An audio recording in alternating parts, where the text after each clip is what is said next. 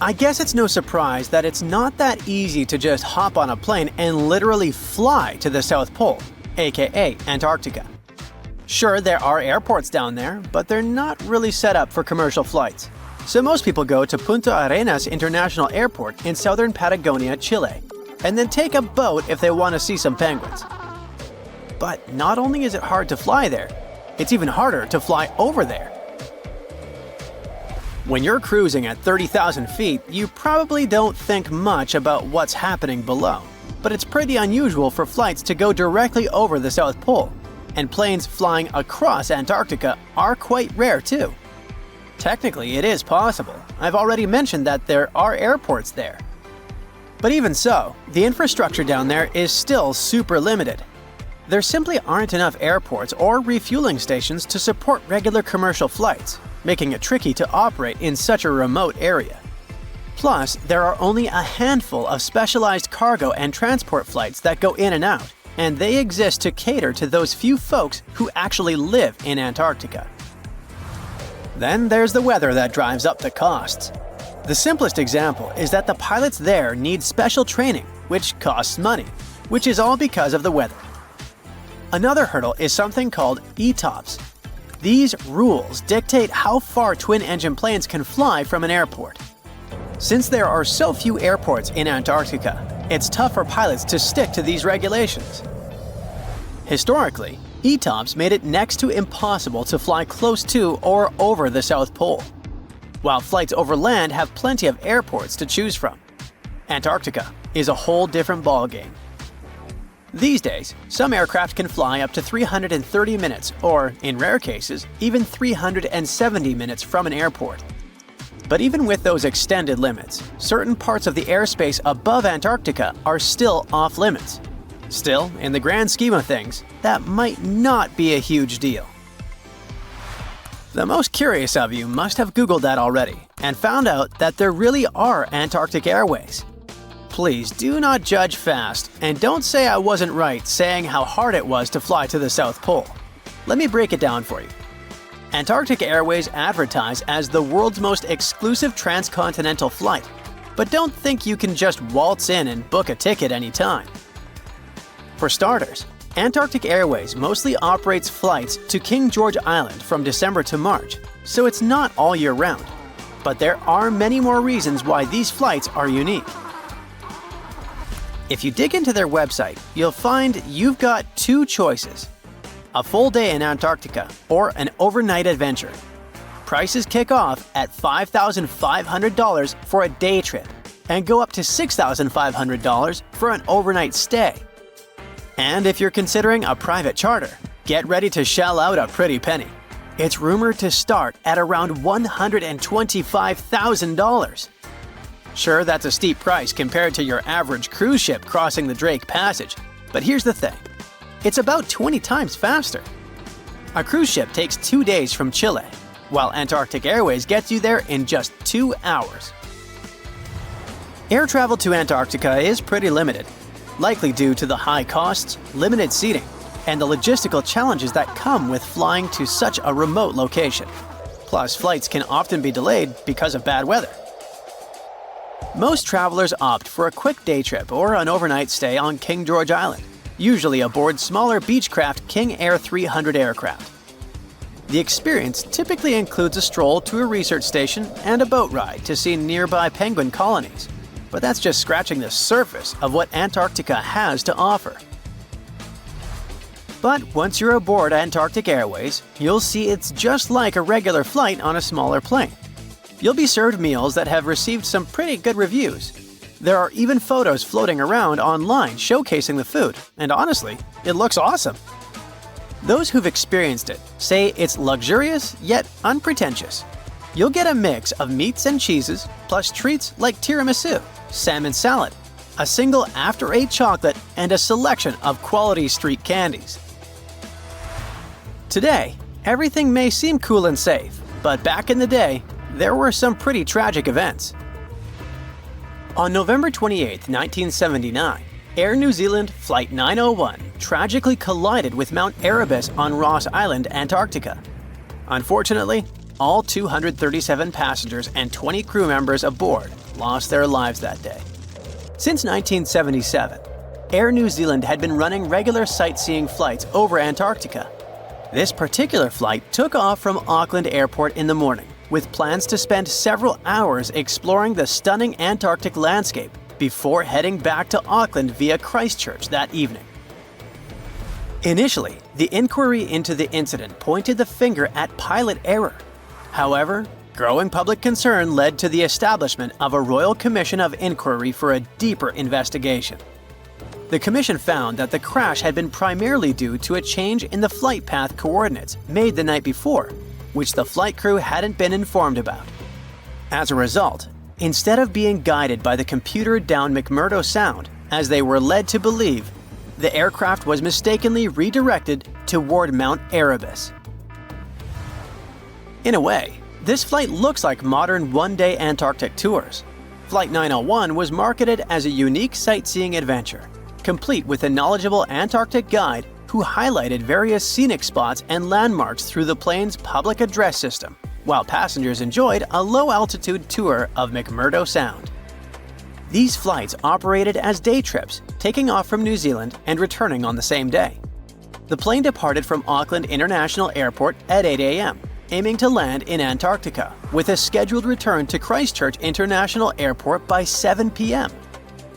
The total journey covered about 5,360 miles, including a 45-minute stop in Christchurch for refueling and crew changes before completing the final 464 miles back to Auckland, arriving at 9 p.m.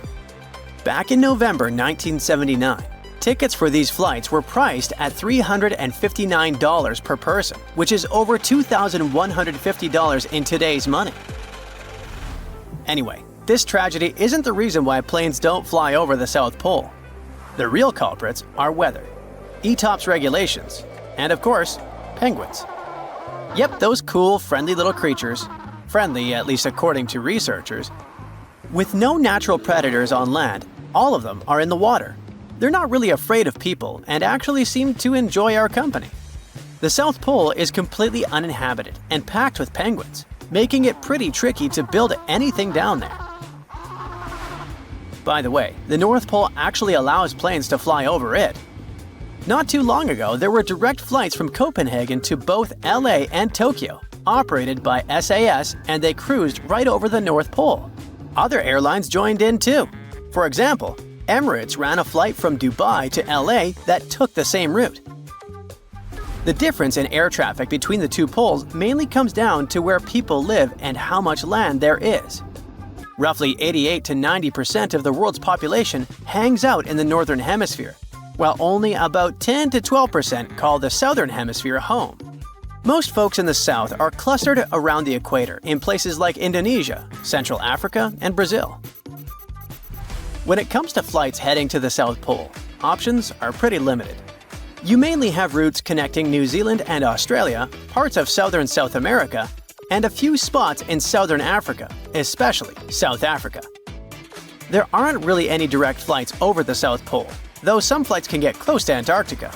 One possible route could connect Auckland, New Zealand to Cape Town, South Africa, but there aren't any scheduled flights for that right now.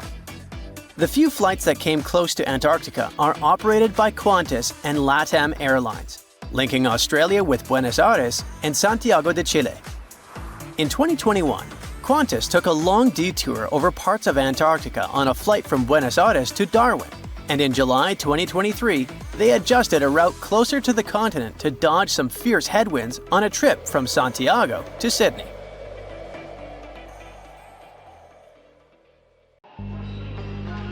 Now, statistically, 30,000 flights are delayed every single day. And while a flight delay may give you benefits such as a free coupon for a sandwich and Coke, it can also make you lose your connecting flight, train, or a Taylor Swift concert if that's what you were after when boarding a plane. Is there a way to avoid flight delays? Well, while they might seem like a total gamble, there are some tricks to boost your odds of getting to your destination without a hitch. According to weather expert Chris Bianchi, it's best to steer clear of booking flights on summer evenings. Seriously, just don't do it. Late afternoon and evening flights during the summer months in the US are notorious for delays due to typical weather chaos. Why is that, you ask? Well, it all comes down to thunderstorm ingredients: moisture, unstable air, and a way for that air to start moving. In the summer, the sun heats everything up and makes the atmosphere unstable. The warm air near the ground rises, cools down as it goes up, and presto! You get clouds that may just decide to throw a thunderstorm party. Unfortunately, the guest list includes your flight delay. Conversely, you can choose the best time to fly. There's no guarantee your flight won't be delayed, but you can snatch the best price at least.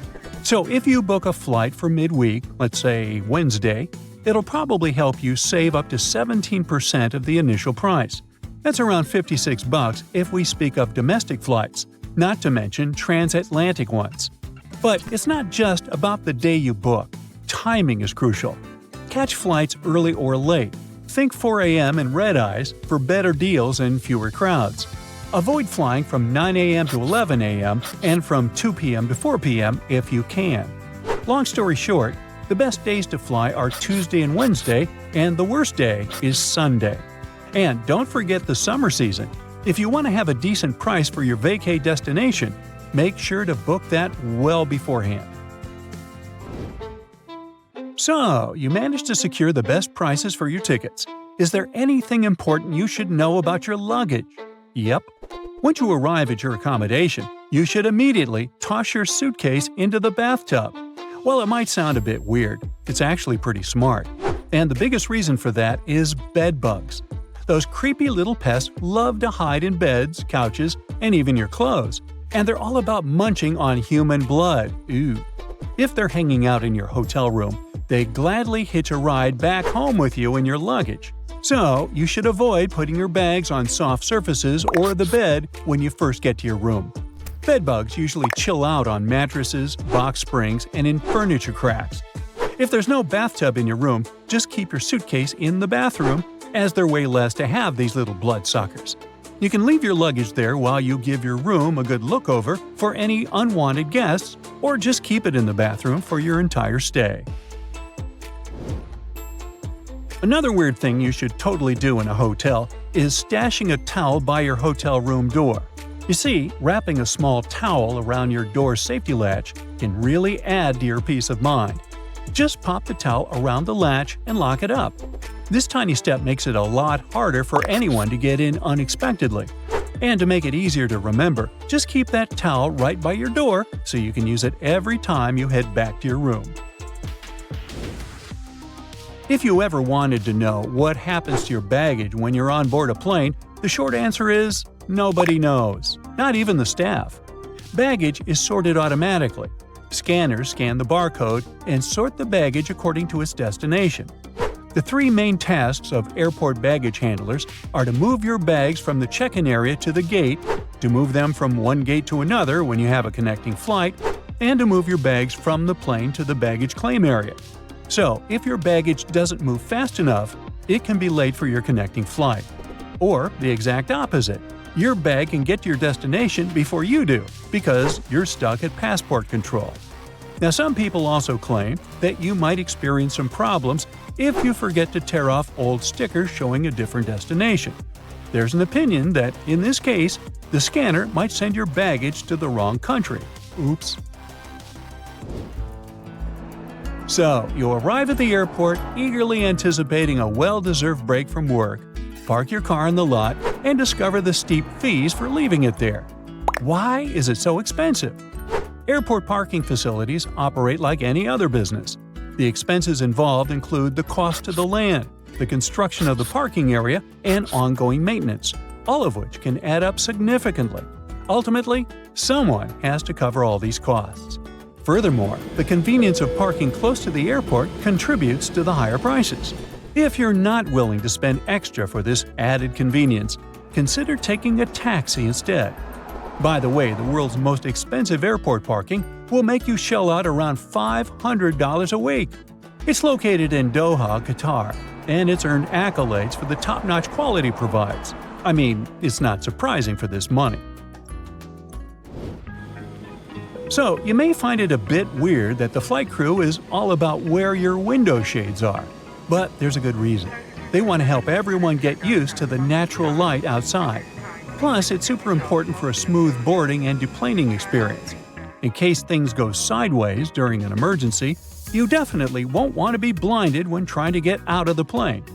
Also, keeping the window shades up during takeoff and landing lets the ground crew keep an eye on what's happening inside the cabin. If something goes wrong, like a fire, they can spot it right away and jump into action. If the shades are closed, they might miss crucial signs, which can slow down their response when every second counts. When you're going through security, put your stuff on the conveyor belt in an order that will make it easy to repack later. Start with your backpack so that you can toss things right in as they come out. If you have a laptop or any pricey gadgets, stick them in the middle or in the second tray to keep them safe. Basically, you need to put your valuable stuff between your personal items in the first tray, and your carry-on should be the last to go. This will keep your electronics from getting mixed up with other people's stuff. When it comes to packing, you should totally think about just going with a carry-on for a change. The freedom you get is amazing. And even if you decide to check a bag, definitely bring a carry-on with you. Pack a whole outfit in there. While stolen or lost baggage isn't really common, only 3% of luggage doesn't make it to the destination. Baggage delays happen all the time. So, having a backup outfit will save you from looking like a hot mess while you wait for your stuff to show up. We all love snagging those emergency exit rows for some extra legroom, but let's chat about which seats you might want to steer clear of.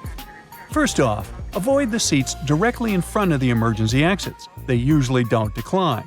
And if you're eyeing those seats in the very back, keep in mind they don't recline either. But hey, there are some perks to sitting in the back.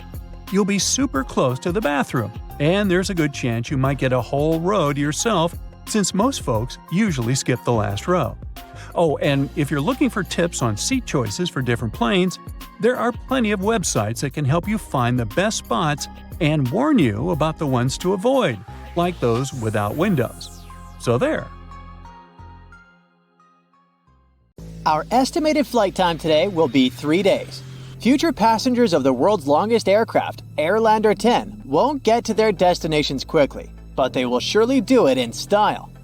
Nicknamed the Flying Bum for its unconventional exterior, this plane will feature plush ensuite bedrooms, an onboard altitude bar, and glass flooring with horizon-to-horizon views.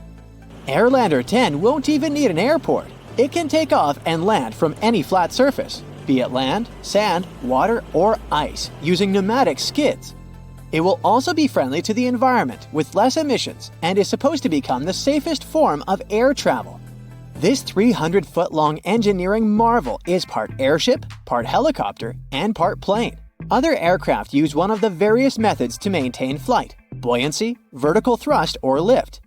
Blimps, helicopters, and planes mostly rely on buoyancy, vertical thrust, and lift respectively. But our bum plane incorporates all three of these principles. First comes buoyancy.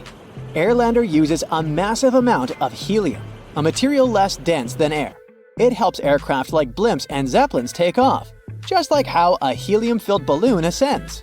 And because helium is buoyant on its own, our hero can float effortlessly. Airlander stores its helium in several compartments for safety and also has 4 325 horsepower engines and requires way less power compared to conventional aircraft, like the Boeing 787, which makes it more energy efficient. But this buoyant aircraft is limited in payload, up to 10 tons. Its constructors could make the hull bigger to place more helium in it, but our plane is already the bulkiest in the world, so that would be too much. To help with this, the Airlander 10 is equipped with 2 vertical thrusters, like those on helicopters. They direct the air downwards, lifting the aircraft. And then there's lift, which plays a crucial role in the aerodynamics of flight. To get lift, you need air zipping over and around the wing, creating a force. Even though the Airlander might not have monster engines like a big jetliner, its huge hull gives plenty of space for air to do its thing and help it lift off. This unique hybrid aircraft has run several successful test voyages, so you can consider it a real thing. It will be a customizable transformer, good for passenger travel, cargo transport, extended flight operations, or scientific goals. Some of its configurations will be able to stay in flight for up to 5 days without stopping. It could be really useful for research missions.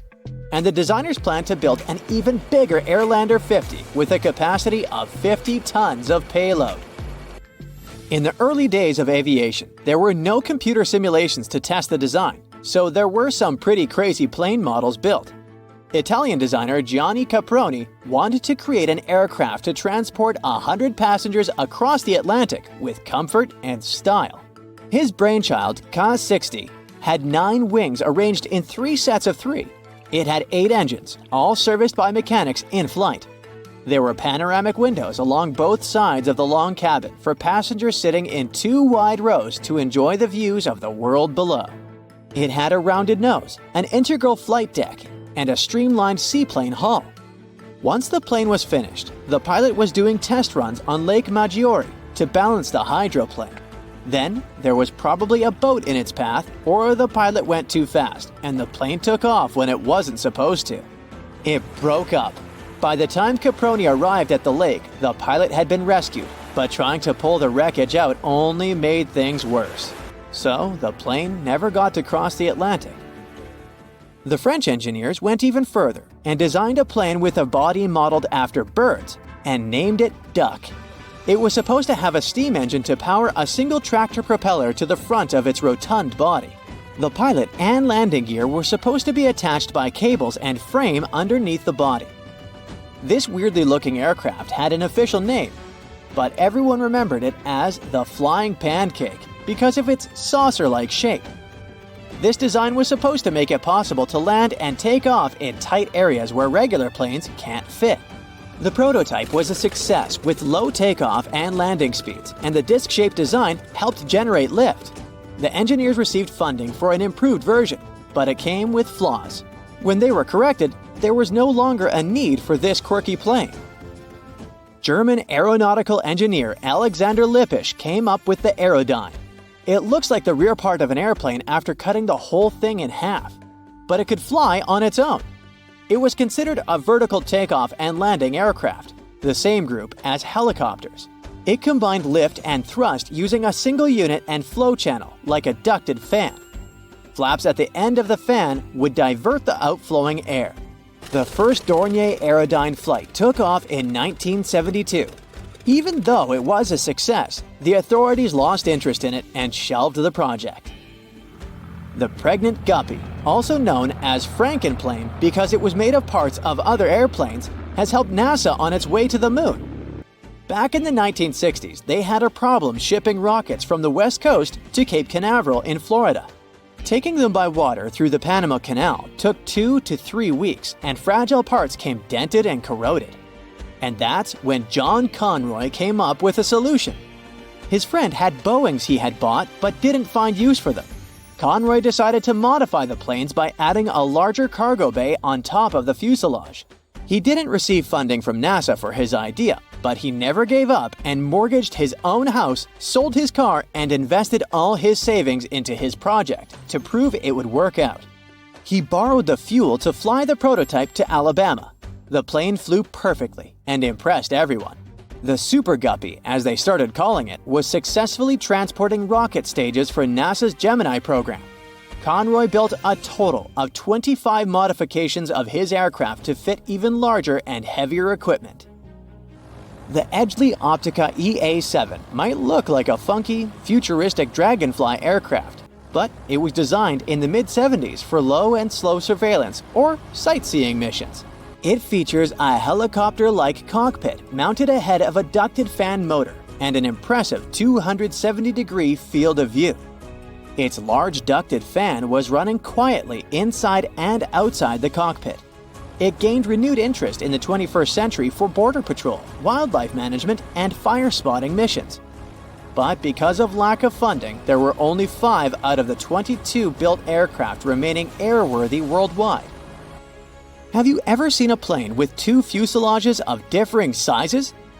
The Rutan Model 202 Boomerang stands out as a multi-engine aircraft built this way to minimize the risks of engine failure.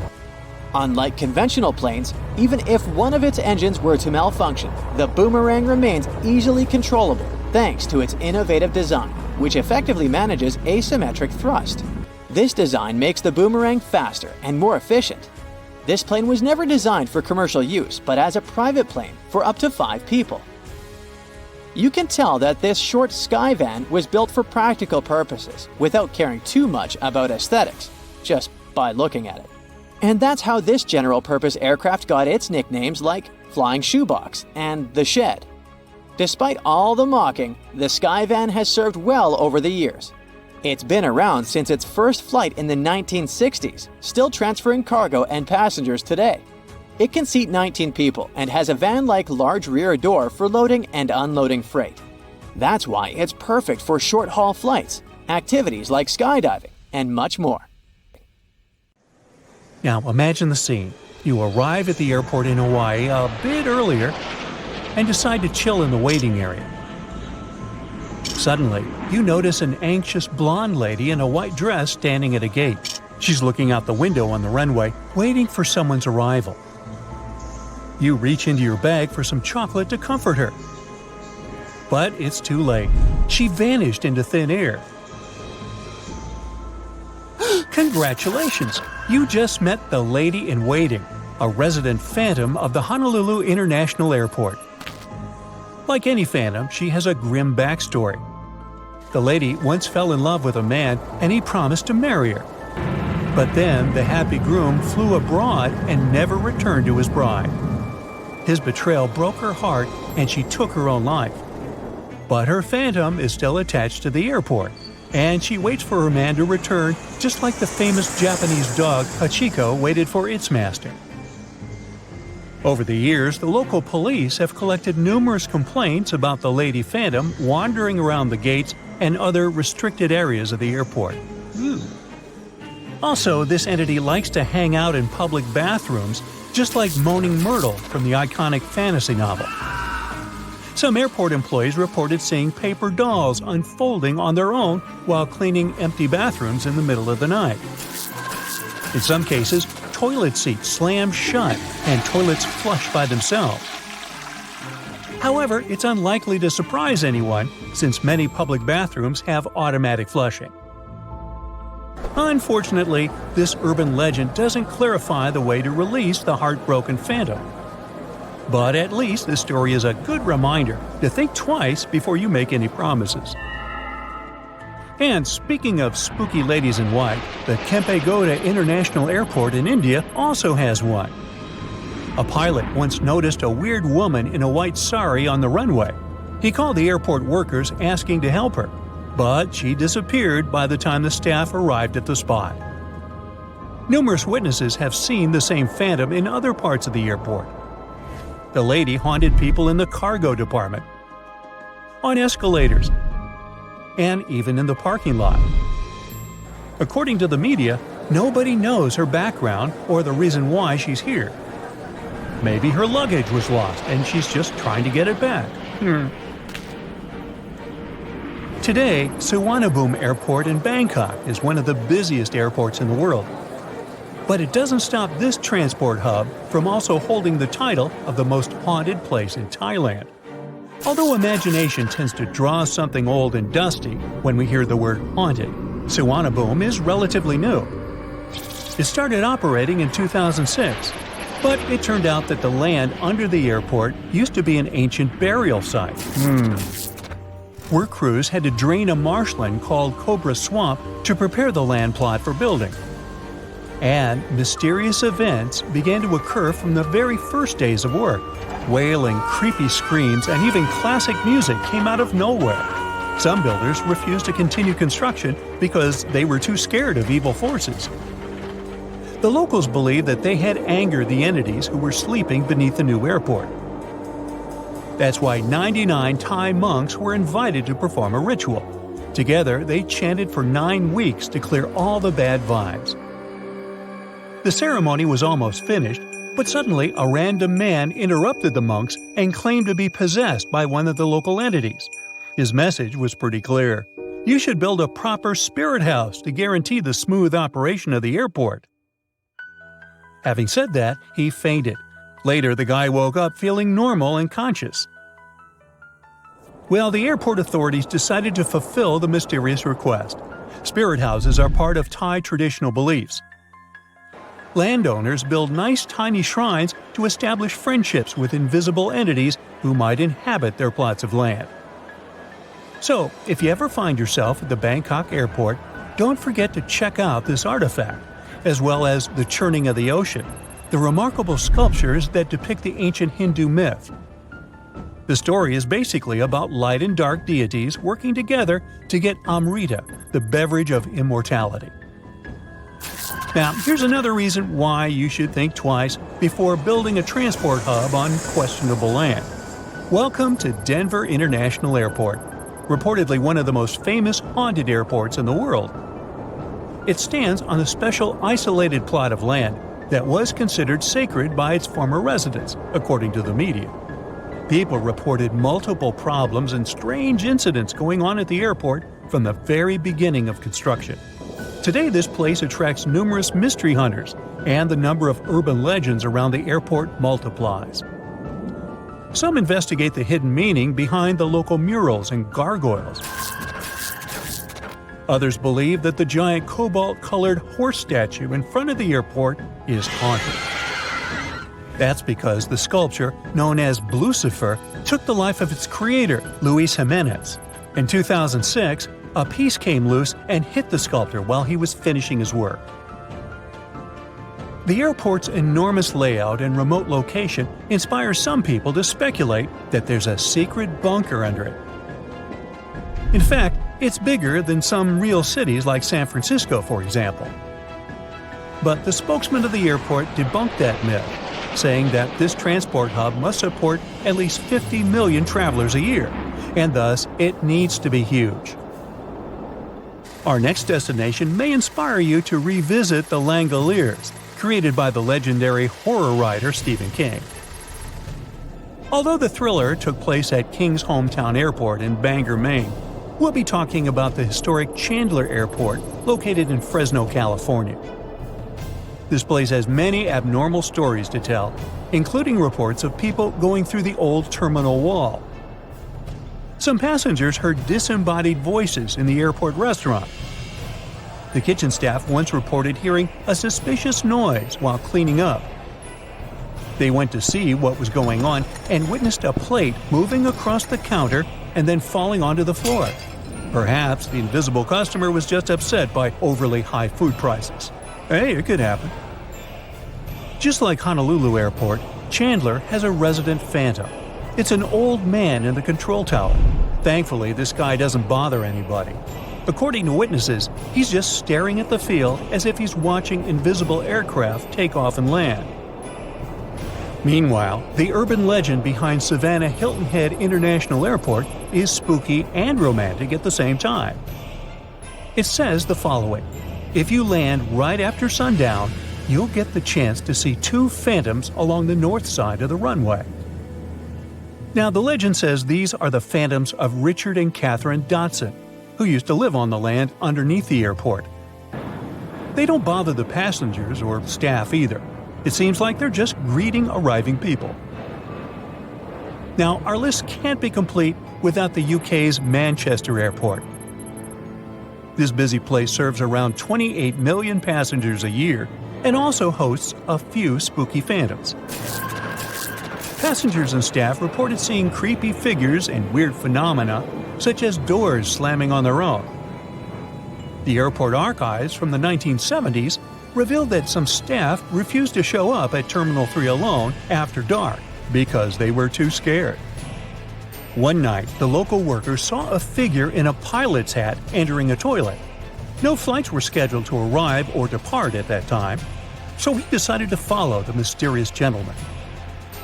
But the bathroom was empty, and the motion-sensitive lights didn't show any reaction to the stranger.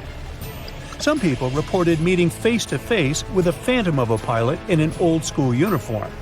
He usually wanders around Terminal 3 looking disoriented.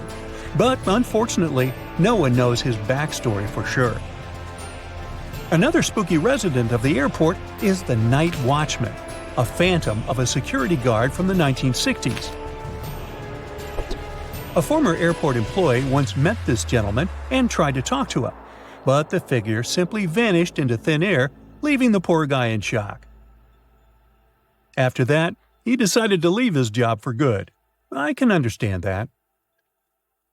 The Himalayas have some of the highest peaks in the world, including Mount Everest. But it's no surprise airplanes find it difficult to navigate the area. But why are commercial airplanes actually banned from flying there?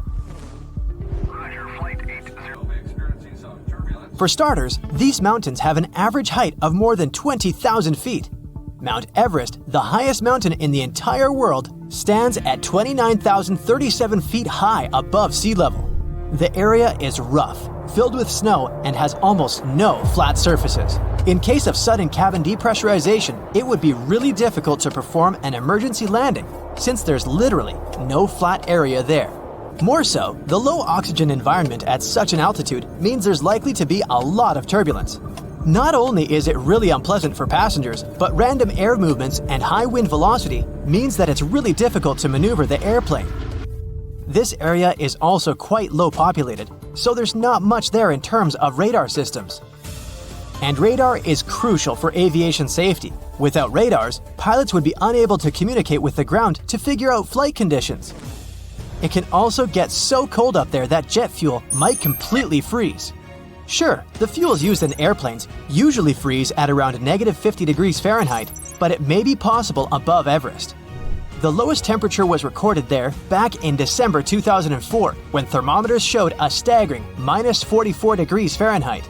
So, no wonder pilots don't want to ever take that risk, especially on a commercial flight. Among the few airports located in the Himalayas, there's one considered to be the most challenging to land in the world. Only 8 pilots on the planet are certified to do it. It's called Paro International Airport, and it's located in Bhutan, a landlocked country in the eastern Himalayas. First, landing there is so dangerous because you're literally flying through some of the world's tallest mountain peaks. Not to mention that those 8 pilots also have to consider strong winds. Despite the challenges, they do manage to safely land over 30,000 people each year. Moving further, there's no radar there to guide the pilots, so they need to maneuver the aircraft entirely in manual mode.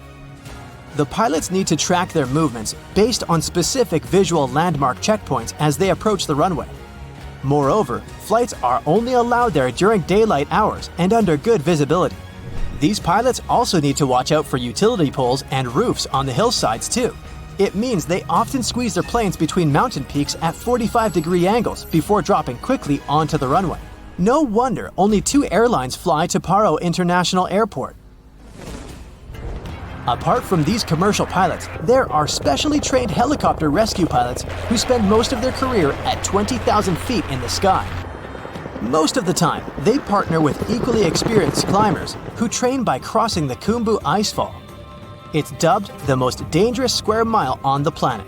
Made up of ice pillars as tall as a 6-story building, this huge stretch of the glacier on Everest's western side is filled with bottomless ice holes.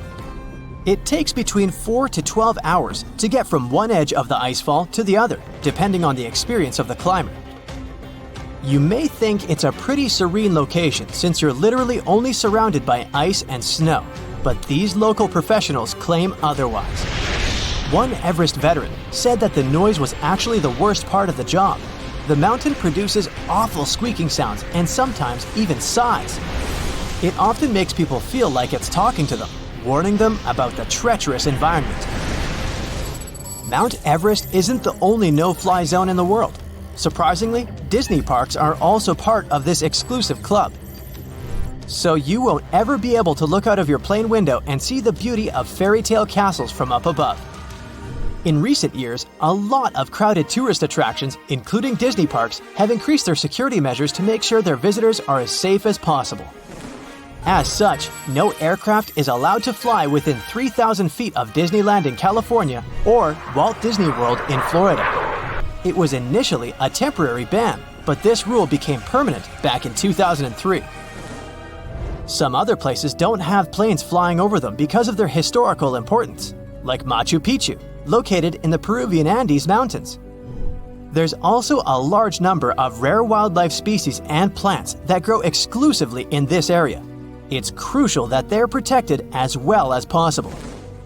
What does it have to do with planes not flying over that area? Firstly, it reduces the volume of harmful chemicals in the area. Secondly, if a plane ever needed to perform an emergency landing in this location, it'd cause irreversible damage to buildings and wildlife. Surprisingly, planes can fly over the Greek Parthenon in Athens, but with one condition: not to get closer than 5,000 feet above it. This way, the historical building is kept a bit more protected from any emergency landings, since there are specially designated areas around it. You won't be able to see the Taj Mahal from above either, since it's one of the most important, oldest, and most beautiful pieces of architecture in the world. It also needs added security features. This building dates back to the 1600s. UNESCO announced it a World Heritage Site in 1983. The Indian authorities set up a no-fly zone above it in 2006. They did it to safeguard not only the building itself, but also the crowds of tourists that come there each year, 7 to 8 million people. Buckingham Palace is well known for being the residence of British monarchs.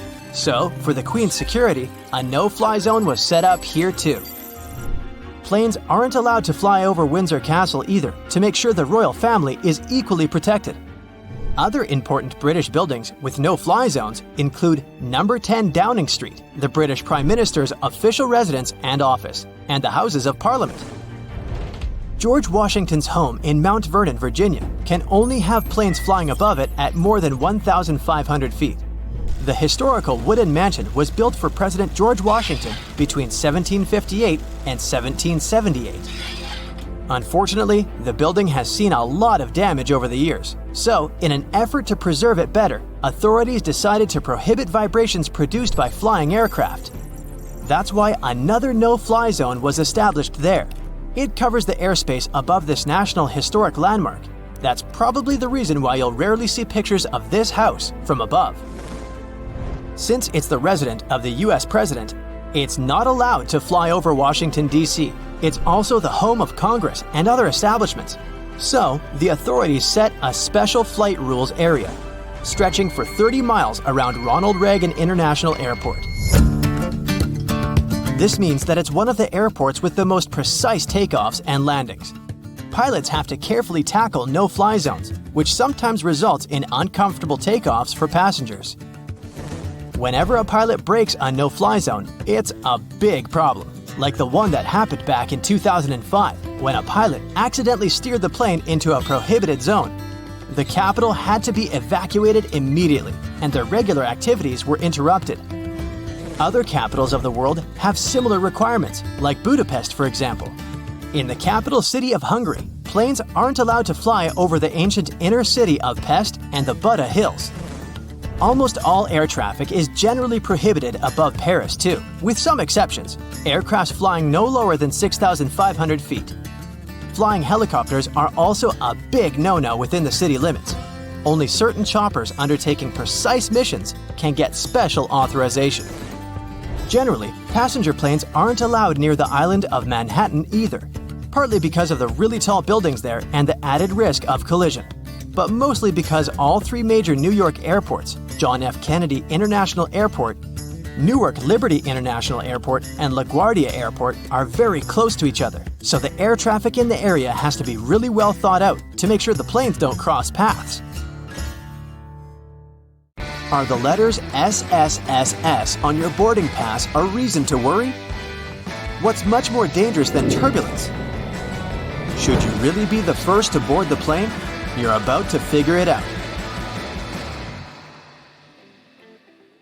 You might have noticed that most planes have blue seats. There's no mystery here. Airlines opt for this color because it's considered to have a calming effect.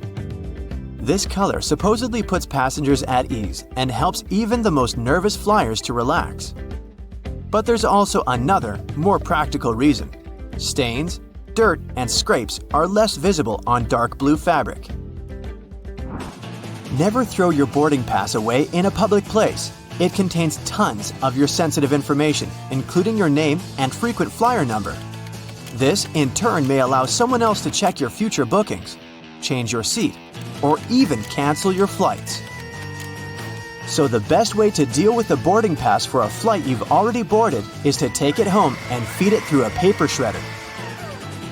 By the way, if you ever see the letters SSSS or S on your boarding pass, get ready for additional security checks. Instead of these letters, there may be a checkerboard pattern. Anyway, if you have any of these marks, your carry-on luggage can also undergo a thorough inspection. Why might they choose you for secondary screening? Some of the criteria are making a one-way reservation or paying cash for your ticket. In some cases, the selection is absolutely random. Look, your gate is open and the boarding is started. Wait, where are you running? There's no need to hurry. The trick experienced Globetrotters use is always board last. For one thing, you don't have to waste time standing in line. Then, there are fewer people on the jetway and in the aisle, and you spend less time on the plane. No one is going to take your seat anyway. There's one exception though. If you have a bulky carry-on bag, it may make more sense not to board last.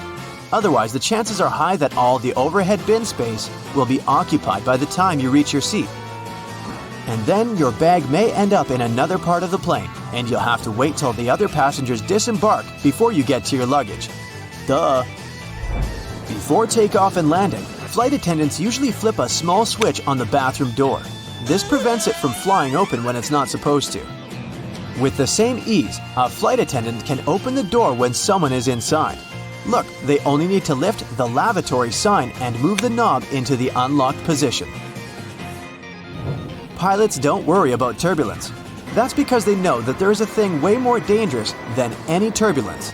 It's an updraft. In most cases, turbulence only drops you a couple of feet down, even though it might feel as if you're falling from the top of the Empire State Building. If the turbulence is strong enough for the pilots to ask flight attendants to sit down, the plane can go 10 to 20 feet down. The most extreme white-knuckle turbulence is super rare. But an updraft is a big air mass, part of a storm or some other weather phenomenon, moving upwards. Pilots don't see updrafts on their radars at night, and when a plane hits one, it feels like driving over a huge speed bump at 500 miles per hour. An updraft is also extremely treacherous because it can push an aircraft upward to dangerous altitudes. Modern planes have a special system that detects other aircraft, mountains, and different solid objects in their path. 10 miles away from another plane, and a voice in the cockpit starts chanting, "Traffic, traffic." 5 miles closer, and the same voice begins to give pilots the directions. Airplanes can operate with one engine, even during takeoff and landing. Both engines failing simultaneously is almost unheard of. But even then, a plane wouldn't drop from the sky like a rock. Pilots would have up to 20 minutes to find a suitable place to land. The way the cabin is pressurized has a great effect on your taste buds. You lose up to 30% of your ability to taste sweet and salty things. In other words, it's not that airplane food isn't tasty, you just don't feel its flavor. That's also the main reason why airline catering companies add extra salt and spices to the dishes they cook. But you know what may help you? Noise-canceling earphones. For some reason, that probably has a scientific explanation. Cutting off all that noise around can help your taste buds. Each of those dings you hear during the flight has its own meaning. In most airlines, a boing soon after takeoff indicates that the landing gear is getting retracted. 3 dings in a row means more urgency than just one. A high-low ringtone informs crew members that their colleague needs them in another part of the plane. 3 low chimes means some serious turbulence ahead. Crew members are supposed to put away meal carts, take their seats, and fasten their seatbelts. If you're a nervous flyer, pick a seat in the middle of the cabin. Turbulence mostly affects the front and rear parts of the cabin.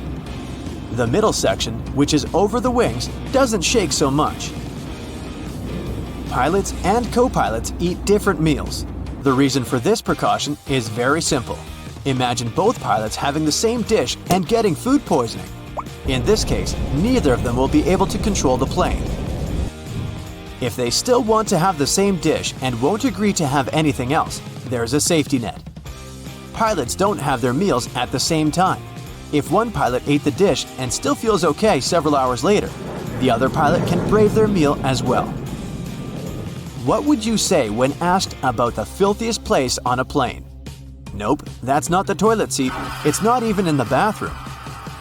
Flight attendants warn that you should be particularly careful with headrests, seat pockets, tray tables, and seat belts. Experiments have shown that 1/3 of all seat belts have yeast and mold on them. Most tray tables are covered with bacteria. Seat pockets are extremely filthy too, but headrests are the dirtiest of them all. In most cases, flight attendants don't have enough time to change or disinfect them in between flights. If your captain announces they're finishing some paperwork, it means they're busy revising the flight itinerary or waiting for the ground staff to prepare the flight logbook. That's a journal that contains the official record of a journey. Some places, especially those flying long distances, have secret bedrooms for crew members to catch some shut-eye. These bedrooms, called crew rest compartments, are located either at the back of the plane or behind the cockpit. Such a compartment can have up to 10 comfortable beds where flight attendants can have a rest. Plane windows are made of super strong plexiglass that can easily cope with high speeds. And the window panes are shaped in a special way so that the high pressure inside the cabin pushes them against the aircraft body. In other words, plane windows are very unlikely to get broken. Once upon a time, plane windows were square, but the pressure built up in the corners of such windows, making them ultimate weak spots. This means that each square window had 4 weak spots. This made them likely to crash under the enormous stress of high altitudes. Luckily, making airplane windows curved solved this problem once and forever. Such a shape distributes the pressure and reduces the likelihood of cracks or any other damage. Planes regularly get struck by lightning, at least once a year or once per 1,000 hours of flight time. These days, it's totally safe. The electric charge simply runs through the aircraft's aluminum shell. It doesn't cause the plane any damage. But did you know that airplanes not only get hit by lightning, but they also trigger it? When an aircraft is flying through a cloud, the friction between its fuselage and the air creates static electricity. Sometimes it can cause lightning. The Statue of Liberty tops out at 305 feet on Liberty Island in New York. It's one of the most famous tourist attractions in the world. With this in mind, all you drone users out there better keep your flying device away from the prized monument. The term drone usually refers to any unpiloted aircraft. It also goes by unmanned aerial vehicles, or UAVs for short. You can use those crafts for a whole bunch of things, from package delivery to just having some fun. Drones can be as large as an aircraft or as small as the palm of your hand. So why can't drone users get an up-close look at the Statue of Liberty? Well, because the Federal Aviation Administration says so. Drone flights are prohibited within 400 feet of the iconic sculpture. Without the FAA's drone ban, you might have been able to fly your device close to the statue's head. Here, you would have seen that the monument's crown has 25 windows. The windows are thought to represent the natural minerals of the Earth. New York City does its best to keep control of all aircraft roaming above the metropolis. In the late 1970s, New York City banned helicopters from landing on rooftop helipads because of the dangers it presented. This rule is no longer in place.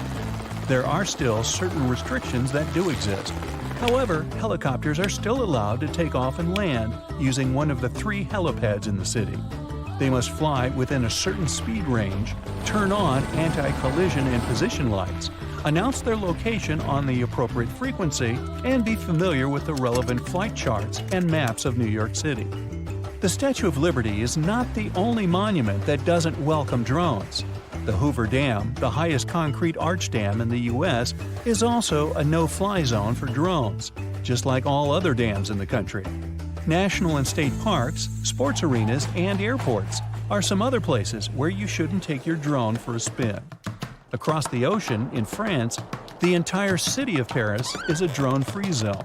So, no cool aerial footage of the Eiffel Tower for you, sorry. If you want to get a closer look at Dubai's Burj Khalifa, currently the tallest building in the world, be prepared to file some extensive paperwork.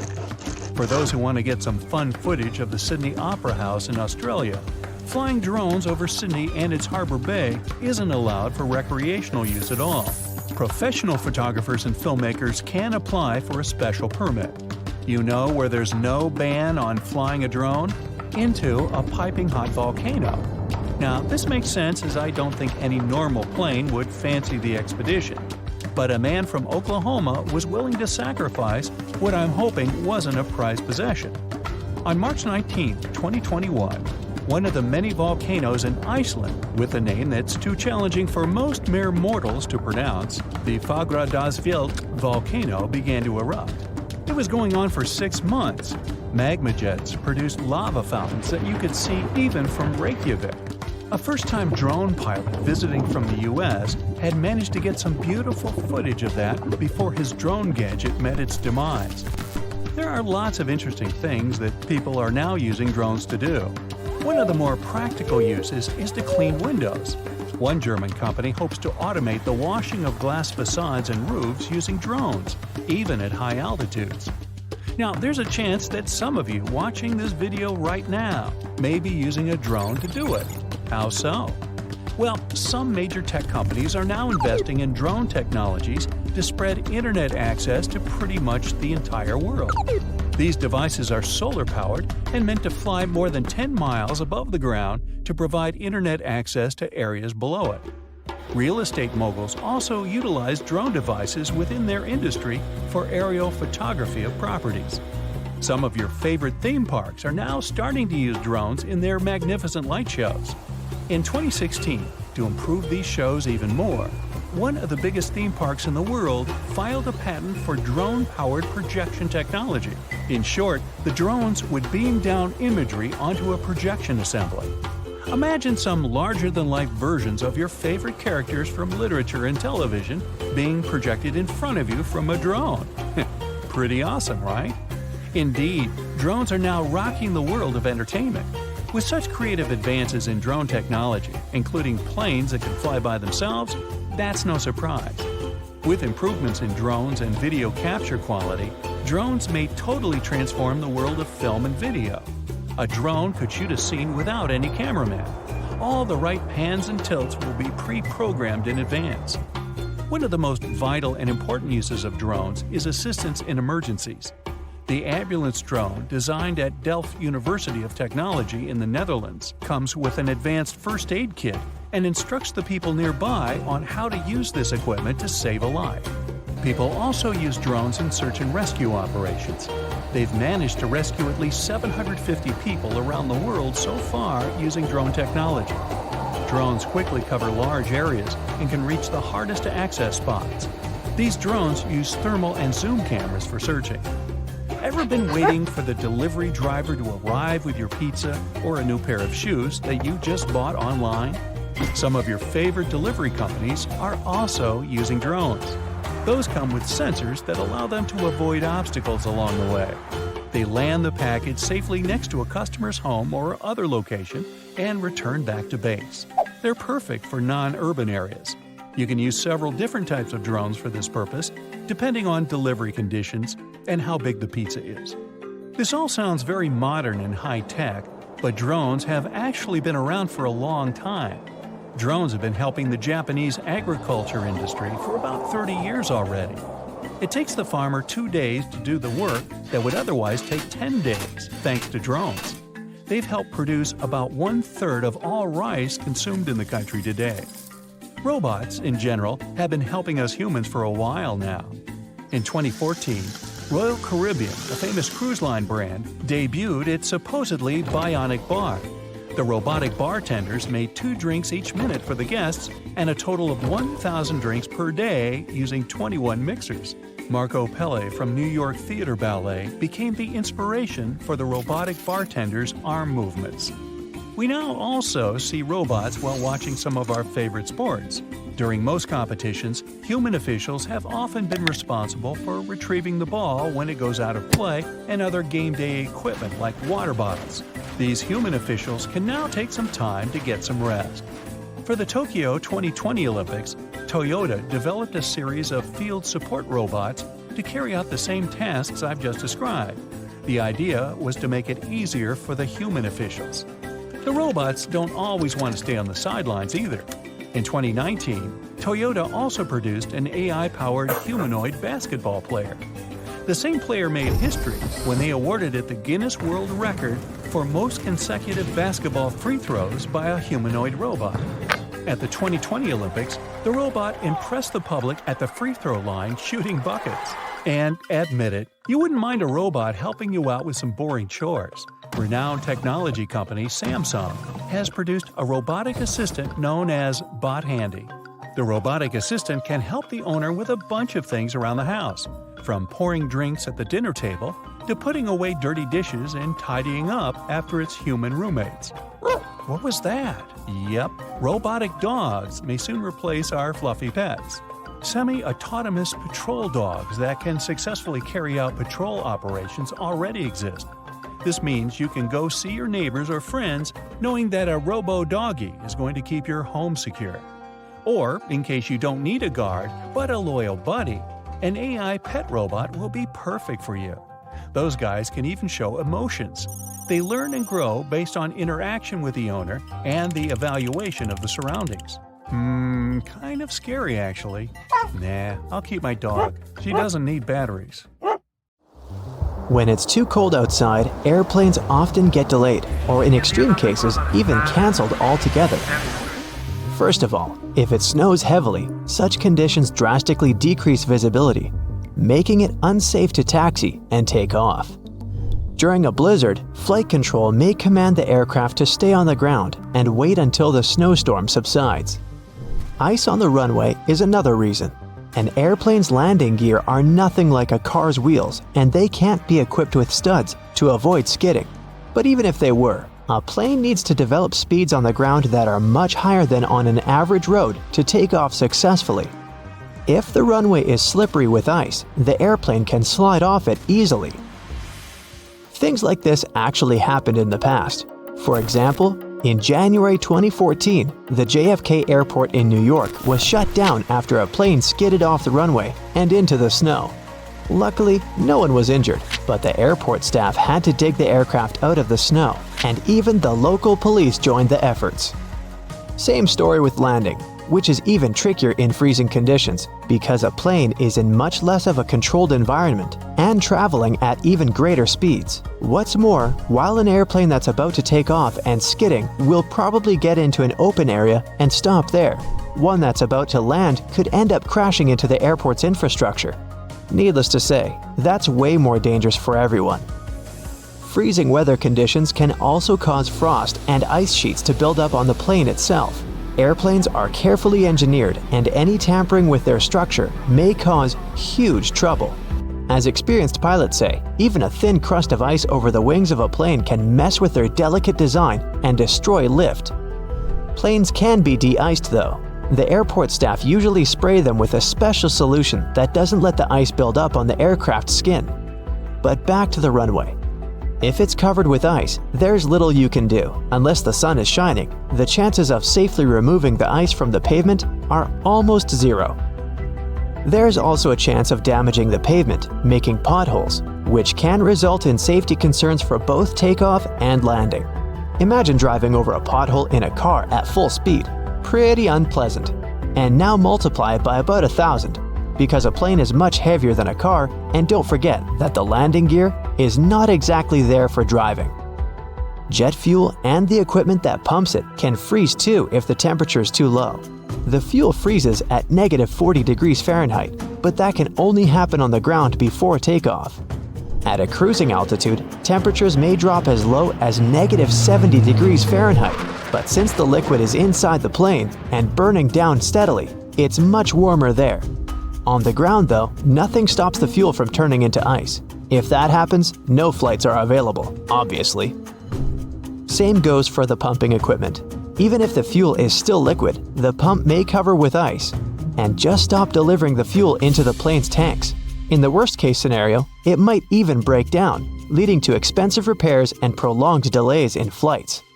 Finally, ground crews have to do a lot of work before takeoff or landing, and they're all human after all, so they can't bear the freezing cold for too long.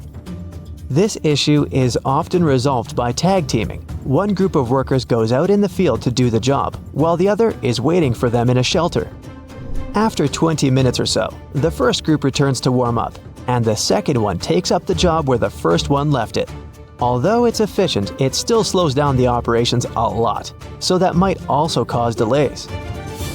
But despite all the trouble freezing weather can cause, it's actually more beneficial for a plane than extreme heat. Cold air is denser than hot, so planes gain more lift and stay truer while in the air. They're more easily controlled in flight too. Air molecules are slower and closer together, creating a steady flow of air around the wings and cockpit. At high altitudes, the air naturally becomes thinner as the air molecules spread out and become more scarce. That's exactly why planes can't get to the upper layers of the atmosphere. There's just not enough air there to create sufficient lift. The same happens when it's too hot down on the ground though. Air molecules get faster and spread out, meaning the plane's wings don't have as much air to push off and get into the flight mode. To take off in extreme heat, a plane has to move much faster to generate enough air resistance and lift. But to move faster, the plane needs its engines to work better, and that's also impossible when it's too hot. As the air gets thinner, the amount of oxygen decreases too. And jet engines use oxygen in the atmosphere for combustion. When they lack this crucial element, they can't convert enough energy into thrust, meaning slower acceleration and worse energy output overall. So the problem is that the plane has to have a longer runway distance to build up enough speed and lift to take off, but it can't because its engines are not working to the best of their ability. This usually doesn't cause trouble, but only up to a point. When the temperatures on the ground level reaches about 120 degrees Fahrenheit, some flights can get cancelled because it's simply dangerous for them to try and take off. Other planes are more heat-resistant and powerful, but that also depends on the heat. Some aircraft even have to reduce their weight by removing part of their fuel, cargo, or even passengers when it's too hot. Lighter load means better acceleration before takeoff, and it doesn't help to avoid cancellations, but it also means planes aren't working to their full capacity. The average cruising altitude for an airplane is about 35,000 feet. They don't technically need to be so high up, but that altitude gives the best speed and efficiency. Air gets thinner at higher altitudes, which means less wind resistance, but less lift. For most commercial aircraft, the area between 30,000 and 40,000 feet is the sweet spot where the two factors balance out. You probably still aren't using a laptop from 1999, and your computer isn't flying at close to the speed of sound. Fortunately, planes have a much longer lifespan than computers. There are airliners from the early 1970s that are still just fine.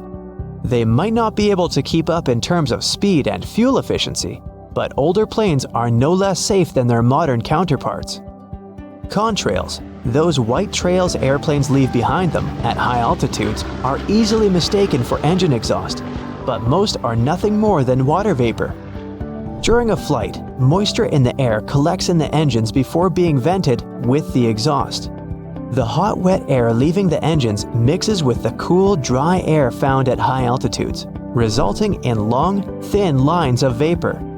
Humidity determines when contrails form and how long they remain visible. Ever notice the numbers on the end of a runway? They're actually used to show the pilot which direction the plane is facing. For example, the number 36 is short for a heading of 360 degrees or due north.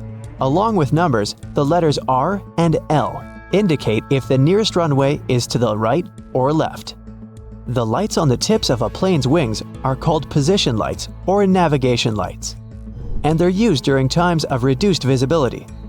They help planes to see each other in the dark and can also tell pilots what direction an aircraft is traveling.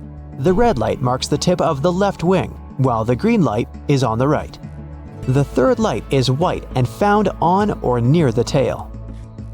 It might seem odd that the flight crew cares whether your window shades are up or down. The main reason is so that the passenger's eyes can adjust to the outside light. Mostly, it's just a matter of getting people on and off quickly. But in an emergency, the last thing they want is people stopping to blink before they evacuate the plane. There are places on Earth over which planes can't fly. They are restricted airspace zones you can't enter for security or secrecy reasons.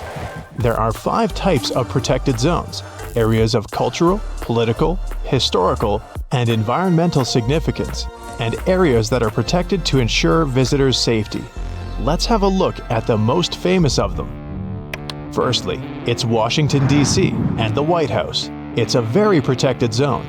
No one can fly over it if they're less than 18,000 feet above sea level. There's an airport close to the White House, and the restrictions cause a lot of trouble for pilots and passengers. Pilots have to maneuver very carefully so that they don't accidentally enter the restricted zone, because the consequences are quite severe.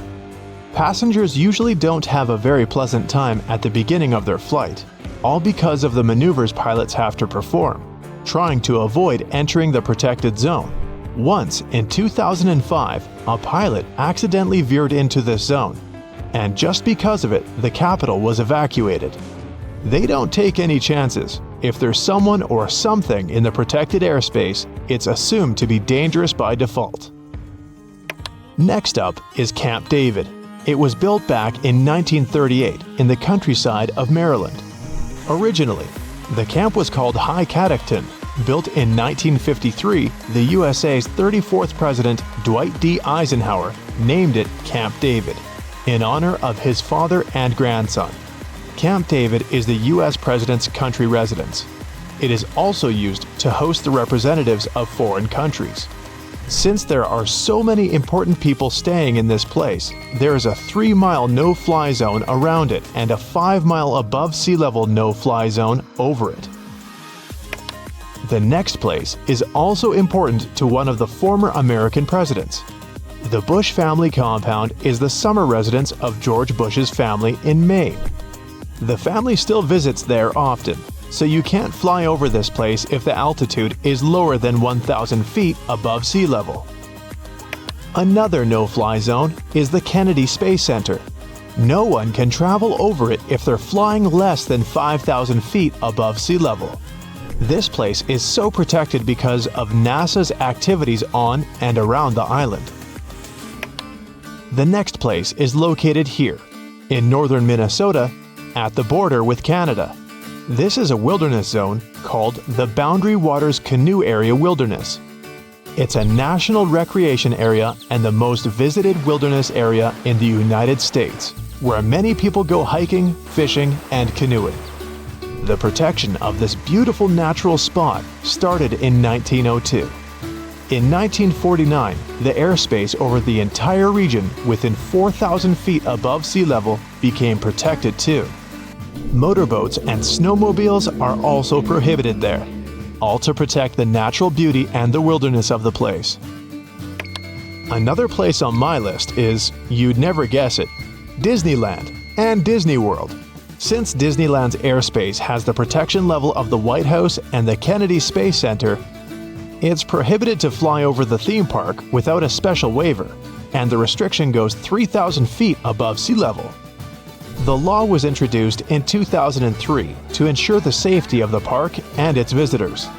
These days, you'll never see a plane or even a single drone flying over the place, unless they've got a special permission waiver. Now, let's go global. It's not only the United States that has such bans. There are many more protected places like the ones I've already mentioned around the world. Let's start with this huge hole in the Earth's surface. It has a diameter of 3,900 feet. It's greater than the height of the tallest building in the world, the Burj Khalifa. In fact, it's 1.5 Burj Khalifas, and it's also more than 1,700 feet deep, which means the pit could fit a 140-story building. The giant pit is a diamond mine located in Mirny, a town in Siberia. The average winter temperature here is -31 degrees Fahrenheit. You can't fly a helicopter over the mine because it's dangerous. The mine is so big that it messes up with the flow of air. The air within the mine is way warmer than it is outside.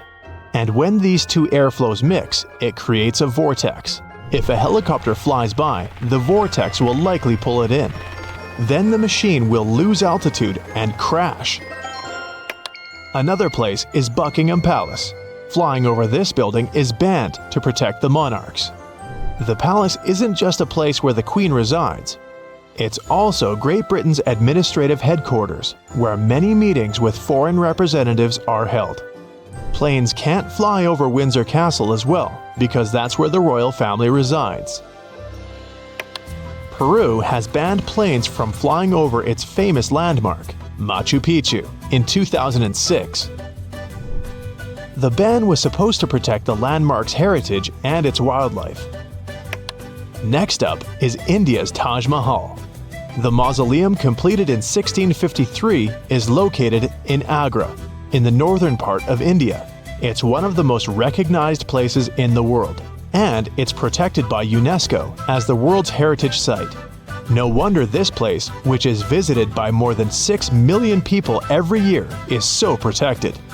The area has been a no-fly zone since 2006. This law was enacted to protect the building and the visitors. Even though there's no official prohibition, planes prefer to avoid particular regions on our planet. One of them is the Himalayas. The Himalayan mountains are higher than 20,000 feet, and with Mount Everest, the tallest point on Earth, reaching 29,032 feet. Most planes fly at about 30,000 feet, which is too close to the mountain peak. To maintain the minimum distance, planes would have to fly higher, which is impossible. Also, the winds are too strong over the mountains, and this makes it difficult to maneuver aircraft. Planes need routes with the possibility of emergency landings and with the best radar services, just in case something goes wrong during the flight. The problem is that there's almost no radar services in the Himalayas, and pilots wouldn't be able to communicate with air traffic controllers on the ground. An emergency landing is only possible on flat surfaces, and there are none of those in the Himalayan region. The risk is simply too high with mountains everywhere. If you don't think it's already dangerous enough, there's more. If something, for example cabin decompression, happens to an aircraft at such altitude, the plane will only have enough oxygen for around 20 minutes. When this oxygen runs out, the plane must descend to at least 10,000 feet above sea level to replenish its reserves. And that's impossible to do in the Himalayas because of the mountains all over the place. Another tough route goes over the poles. And to take that one, a plane needs special approval. The problem here is that the pole can mess up the aircraft's navigational system. Compasses there go totally wild and become of no use at all. Earth's North Pole has a very strong magnetic field that's constantly changing. If the magnetic field moves, the true north starts to differ from what pilots see on their devices. Then it gets difficult for them to find the correct runway. By the way, runways are named according to how far away from the true North Pole they are.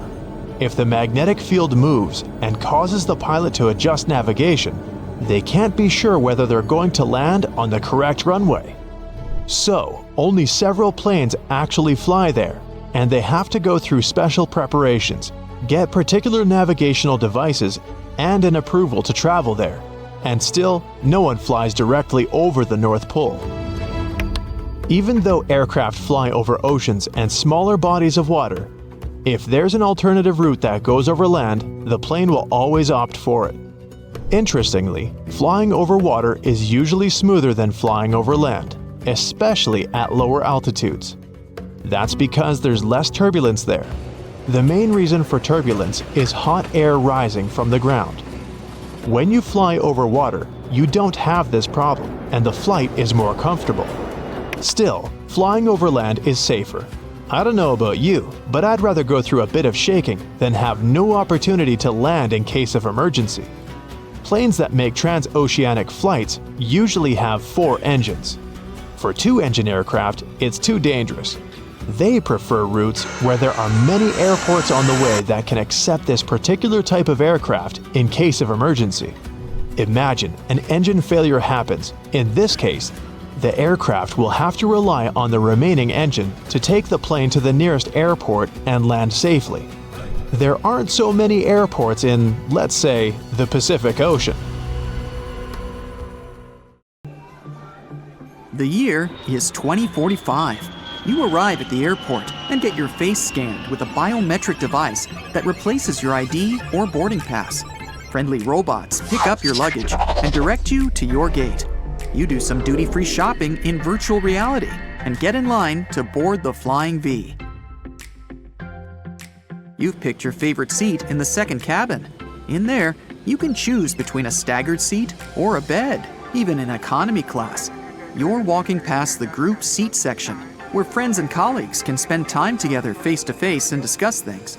You're on a long-haul flight today, so you went for a bed to get all comfy on your way to your destination. With the Flying V, you can't choose to sit over or by the wing because all the passengers sit right in the wings of the plane. The cargo hold and fuel tanks are also in there. The plane looks like an arrowhead, with 2 wings stretching out behind the cockpit in a V shape. The oval cabin is pressurized and has an aerodynamic design. Everything inside the plane is made as light as possible. Thanks to it, it's more fuel efficient than other aircraft. The idea of this new revolutionary plane came to a student who was working on his thesis at Berlin's Technical University. It was further developed by the Delft Technical University in the Netherlands and supported by KLM Royal Dutch Airlines. They decided to make long-distance flights more sustainable. The Flying V shares many characteristics with the Airbus A350, the most advanced aircraft as of 2021.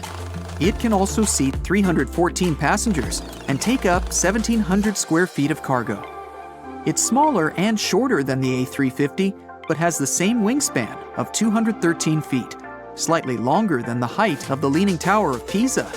It means it can fit in the same already existing gates, runways, and hangars at airports worldwide. It has less inflow surface area, which means less resistance. Less resistance means less fuel needed for the same distance, 20% less than the Airbus A350 to be precise. But it gets even better. KLM plans to make it completely emission-free with electrically boosted turbofans.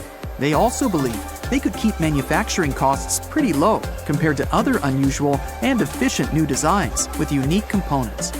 Experts tested a 50-pound, 10-foot scale model of the new plane in July 2020. They controlled it remotely, and it successfully took off at a rather low speed, but had a rough landing. It means there's still work to be done to make future flights comfortable for all passengers, including those sitting close to the side of the aircraft. Airbus has spent months testing another unusually shaped plane. It's just 10 feet wide. That's about 3/4 the length of a Volkswagen Beetle. It looks like a flying wedge and could start a revolution in the aerospace industry, improving environmental performance. They believe the remote-controlled Maverick with a blended wing design has great potential. The fuselage in regular planes is basically useless weight and needs massive wings to stay aloft. With the new design, the whole airframe gives lift. It means the plane can be lighter and smaller and still carry the same weight. One prospective problem with Maverick could be boarding and leaving the aircraft. The wide central section could slow it down, and passengers in the middle would be far away from emergency exits in case they need them. At the same time, it would give passengers additional legroom and larger aisles. Another Airbus invention is an XLR plane with a third fuel tank that will travel up to 10 hours without the need to refuel, or 5,400 miles without stopping. That's 1,000 miles more than other narrow-body models. Boeing has spent years working on its own revolutionary concept, the transonic truss-braced wing. This plane has folding wings that are 170 feet long, longer than an average commercial plane. It's possible thanks to the truss used in plane construction that supports the extra-long, ultra-thin wing. It also makes the plane more aerodynamic and allows increasing its cruise speed up to some jetliner speed. The new design is going to need 9% less fuel than regular ones. It could even run on battery power for short-range flights and partially use electric power to get the needed thrust for longer distances. Switching to a gas and electric battery hybrid would help make flying cheaper. A Denver-based startup named Boom is determined to produce the first civilian supersonic jet after the collapse of Concorde almost 2 decades ago. They're partnering with Rolls-Royce to develop the engines for the future plane. It would fly at twice the speed of sound, but would be slower over land. It would still take passengers from the East Coast to London or from the West Coast to Asia in half the current time. They promise the fares won't be much higher than regular business class tickets, with an added bonus of oversized windows for all passengers. Boeing designed the biggest twin jet in the world for long-distance international routes, the Boeing 777X. It's meant to carry between 384 and 426 passengers and will have a unique folding wing. It will bend up at a right angle to fit the wide body into tight docking spaces at airports. The plane will have a wider cabin, dimmable windows, and supersized overhead bins. Some designers and aircraft engineers have been experimenting with plane concepts with no windows at all. One of them is called Ixion and has cabin walls lined with flexible high-definition screens, projecting 360-degree real-time video footage of what's going on outside the aircraft.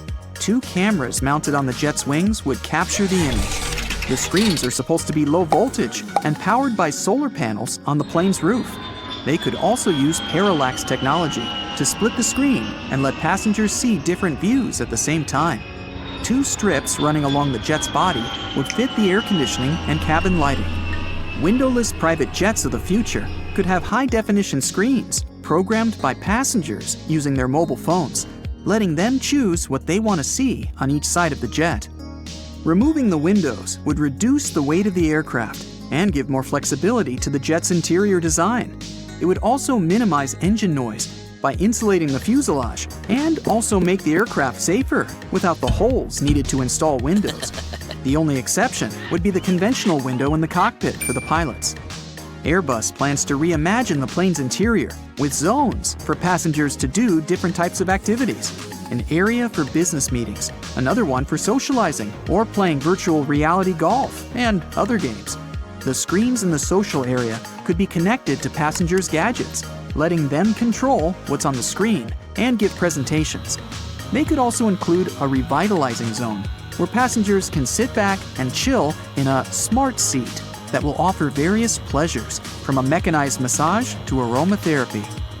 There will also be more planes with individual sleeping cabins, showers, and bar areas, and even full-size in-flight spa zones.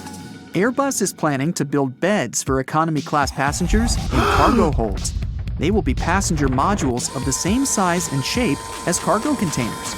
Airlines will be able to load them aboard for long-haul flights and take them out for shorter flights or when they need extra cargo space. The modules will look somewhat like upscale hostel rooms, with all surfaces in glossy white and curtains for privacy. Economy class passengers will be able to rent one of the beds for less than the price of a business class ticket. They'll be able to stay there at all times, except for takeoff and landing, or rent a bunk for half of the time on flights of 12 hours or longer. Large aircraft already have bunk beds for crew members downstairs to let them rest on long-haul flights. They could also use cargo holds to host lounges, conference rooms, medical suites, and play zones for the youngest passengers in the future. Swappable modules could replace regular seats. Some airlines are experimenting with a meet and seat program. It lets you share your social media profile with other passengers on your flight. You can pick someone to sit next to based on your professional or personal interests, or just your likes. This option could spread to other carriers in the near future. Disneyland's airspace has the protection level of the White House and the Kennedy Space Center. It's prohibited to fly over the theme park without a special waiver. The restriction was introduced in 2003 for security reasons, so now you will never see a plane or even a single drone flying over the park. Disneyland's staff invented 2 unique colors, Go Away Green and Blending Blue. They are specifically designed to make the guests' eyes ignore them. Go Away Green is used to color backstage buildings, to erase them from the guest's field of vision, and camouflage all the temporary construction works going on. The idea is that if you don't look for these objects specifically, your eyes will glaze over all the things painted in this color. Instead, you'll focus on something more important, like attractions and finished buildings. Maybe you'll even leave the park without realizing there was some construction going on in front of your eyes. Blending blue is used to make the buildings blend in with the sky. Many buildings have their upper part painted into this special shade, so they don't look as tall as they are. For the park in Florida, the color was adjusted to make it match Florida's regular sky shade. Go Away Green and Blending Blue are often used together to paint the buildings that Disneyland doesn't want you to see. The bottom part of the building is usually painted with Go Away Green until about the height of trees, and the rest is painted in blue to blend with the sky and make the building less noticeable. As a result, you mostly enjoy the beautiful attractions and Disney magic. Disneyland also uses colors and forced perspective to make some buildings appear bigger than they are. One of those buildings is the Sleeping Beauty's castle. The bricks used at the top of the castle are smaller than the ones at the bottom, and so the castle appears taller. They use scents as well to make the park more appealing. Around the park, there are many odor-pumping machines hidden inside the buildings. These smells are important because they contribute to your Disneyland experience, making it more pleasurable and memorable. People say that several places in Disneyland have very distinctive smells that are as familiar as the buildings. People aged 14 and older aren't allowed to wear costumes in Disneyland. You can only wear some Disney-inspired accessories, like Minnie Mouse ears or a Frozen t-shirt. If you wear the full costume, you won't be allowed to enter the park until you change. This is done so that guests don't confuse you with the cast members of Disneyland who represent the characters. It can become hard and confusing to find the actual Disney Cinderella if there are a couple of dozen fake ones walking around the park. But if you really want to dress up like your favorite character, you can take your trip to Disneyland during the Halloween season. During this time, it's perfectly fine to walk around like you just walked out of a Disney movie. Only remember that, due to safety reasons, your costume can't reach the ground or drag on it. Also, if it happens that someone confuses you with a Disney character, you can't pretend to be one, take pictures, or give autographs. Disneyland has banned selfie sticks, so don't pack one. They're on the list of prohibited items, along with drones. Remember, nothing can fly over Disneyland. Large tripods, and remote control toys. This is again done for safety, after one guest pulled out a selfie stick in the middle of a ride. Also, people used to drop them on rides, which is unsafe. Another item on the ban list is a folding chair. It's cool to have one and be able to arrange a seating place anywhere, especially while waiting in line. But leave it at home and enjoy Disneyland's benches instead. No one will let you in with a chair. If your friend is celebrating their birthday in Disneyland and you came with a gift, remember that the gift shouldn't be wrapped. The security person has to see what the gift is to make sure it's nothing that's prohibited in the park, so they'll make you unwrap it. All the cast members have to keep their job a secret. If a staff member plays a certain Disney character in the park, they're not allowed to tell it to anyone, reveal their character, or discuss their role with anyone but with other cast members. To get around this rule, staff members can tell their friends and relatives that they're friends with the character they actually play. Also, it's not allowed to write about their job on social media, take any photos in any costume, or any backstage photos, and especially post them anywhere, all to preserve the Disney magic. Cast members should take their job seriously and be the best character actor they can. After a person is hired, they undergo mandatory training to learn how to be the character they will portray. Also, they can't choose themselves what character they will play. It's decided for them. After getting the role, they have to watch movies with the character hundreds of times, learn their story, and learn to talk and behave exactly like them. Whatever happens, cast members must stay in character every second they're working. Whatever they do, they should do it like their character. Chip and Dale act goofy all the time. Maleficent should act mean, and Ariel constantly makes references to the ocean. All the Disneyland staff should also be able to answer any question a guest might ask correctly. This means that the actors should live in the universe of the character completely, and it's forbidden to mention any characters that were not in the original story, or to show that they know anything about life outside of Disneyland. If you ask them what their favorite social media app is, they will ask you what social media is. Also, cast members are trained to give autographs. Every Disney character has their own unique autograph, and even though there are different people portraying these characters, the autograph should always look the same. If you compare one you got today with the one you got 5 years ago, it should be the same, as if the same person gave it to you. What makes the whole thing harder for the staff is that one actor can portray several characters. Usually, each person portrays 2 or 3 characters, which means they have to undergo special training for each of them and be able to switch roles pretty quickly. One day, you're sweet Snow White, and the next, you're the fearless and independent Merida. To make their guests' experience as pleasurable as possible, the staff does a great job keeping the park clean.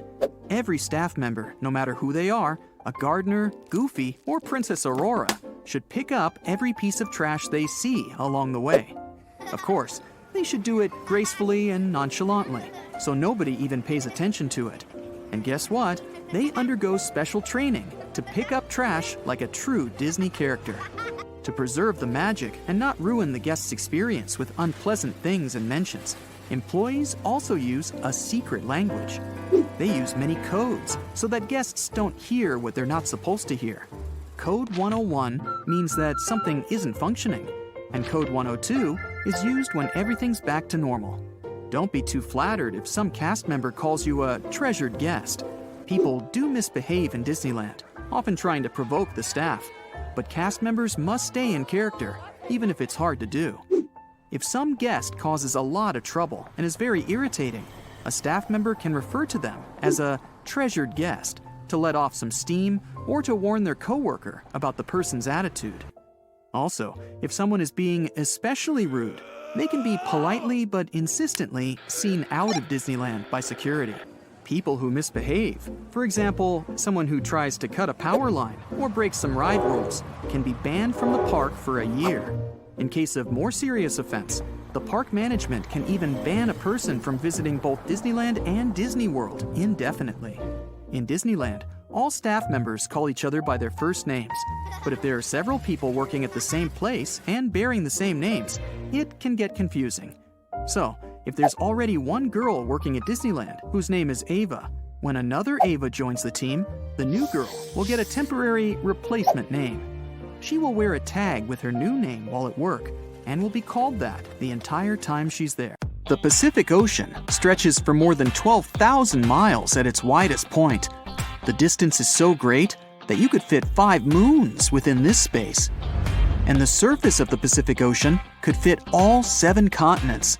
It's also greater than the surface of Mars. No wonder, the largest ocean on Earth covers 30% of the planet's surface. Like us humans, most sharks need a winter vacation. In 2002, scientists discovered the White Shark Cafe. That's how they called a remote part of the Pacific Ocean between Hawaii and Baja California.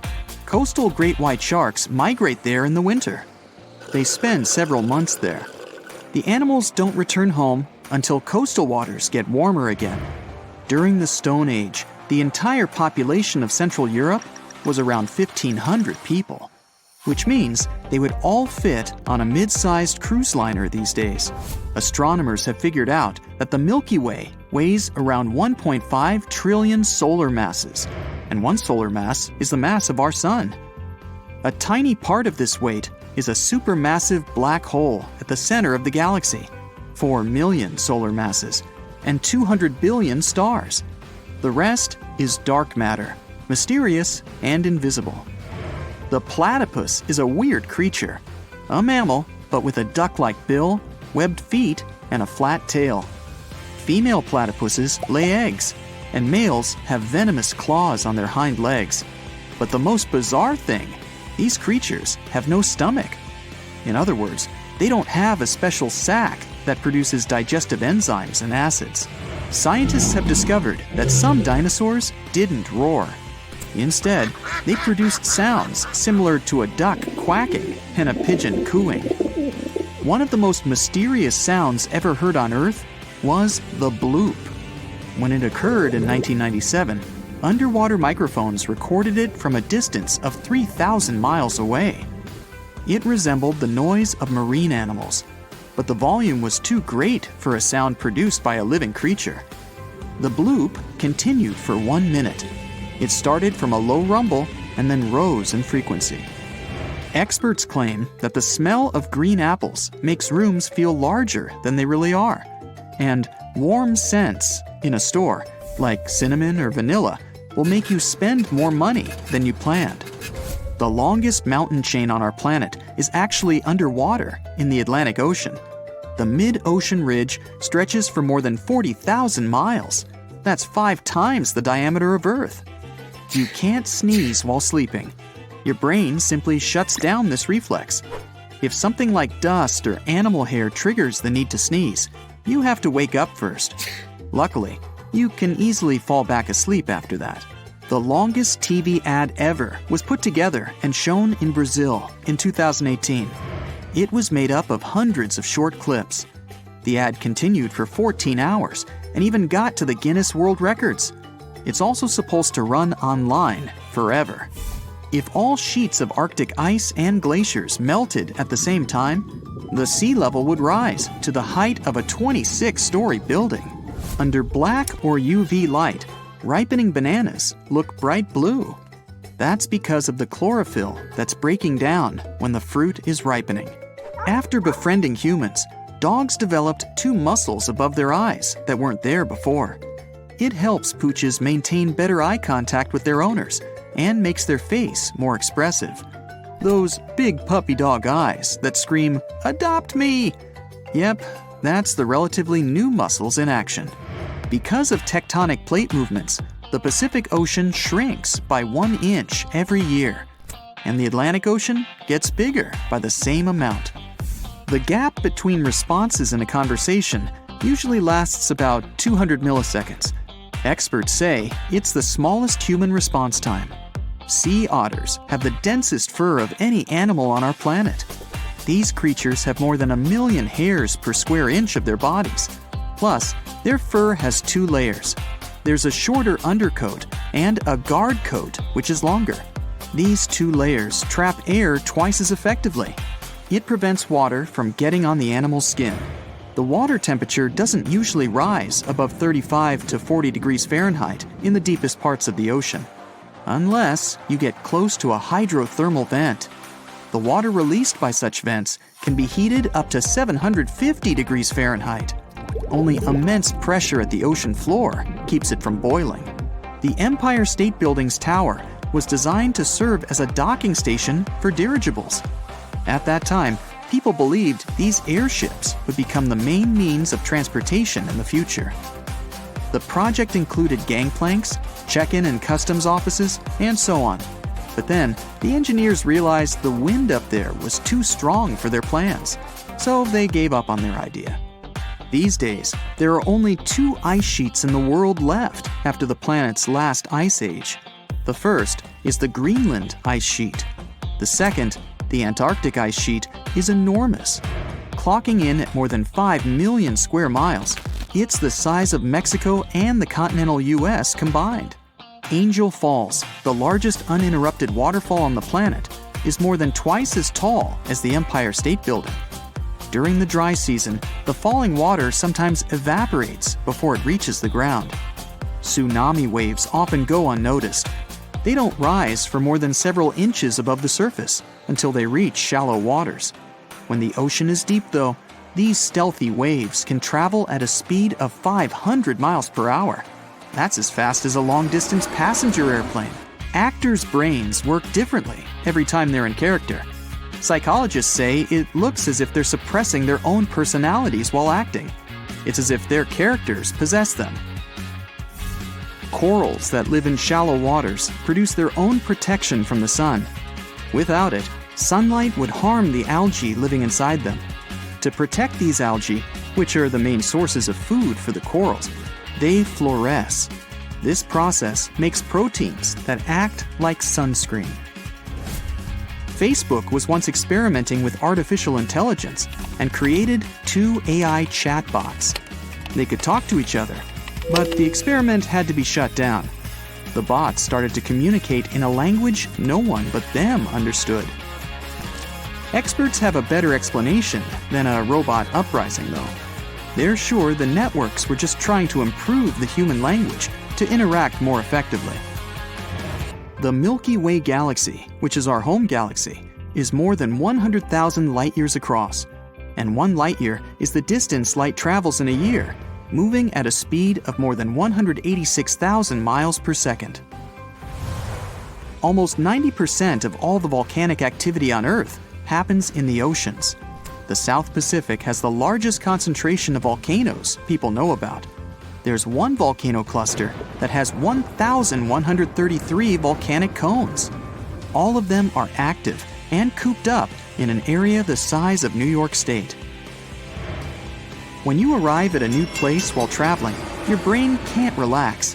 It's called the first night effect. One side of your brain remains alert, because what if there's some danger lurking in this new environment? It's usually the left side of the brain that's more awake when you spend your first night in an unfamiliar place. Scientists believe the way people speak was once changed by our diets. When our ancestors started to eat softer foods, like vegetables and grains, their teeth and jaws changed. That's why people started to use softer sounds, like V and F. The Jemchug Canyon in the middle of the Bering Sea is the largest underwater canyon ever discovered, and it's 2,500 feet deeper than the Grand Canyon. When you lose weight, your fat cells don't disappear, they just become smaller. But when you put on some extra pounds, your fat cells grow both in size and in number. One mouse species living in the forests of Central America can boast an incredible musical repertoire. These tiny creatures reply to each other with the help of almost 100 notes. When you snap your fingers, it's not your thumb that produces the sound.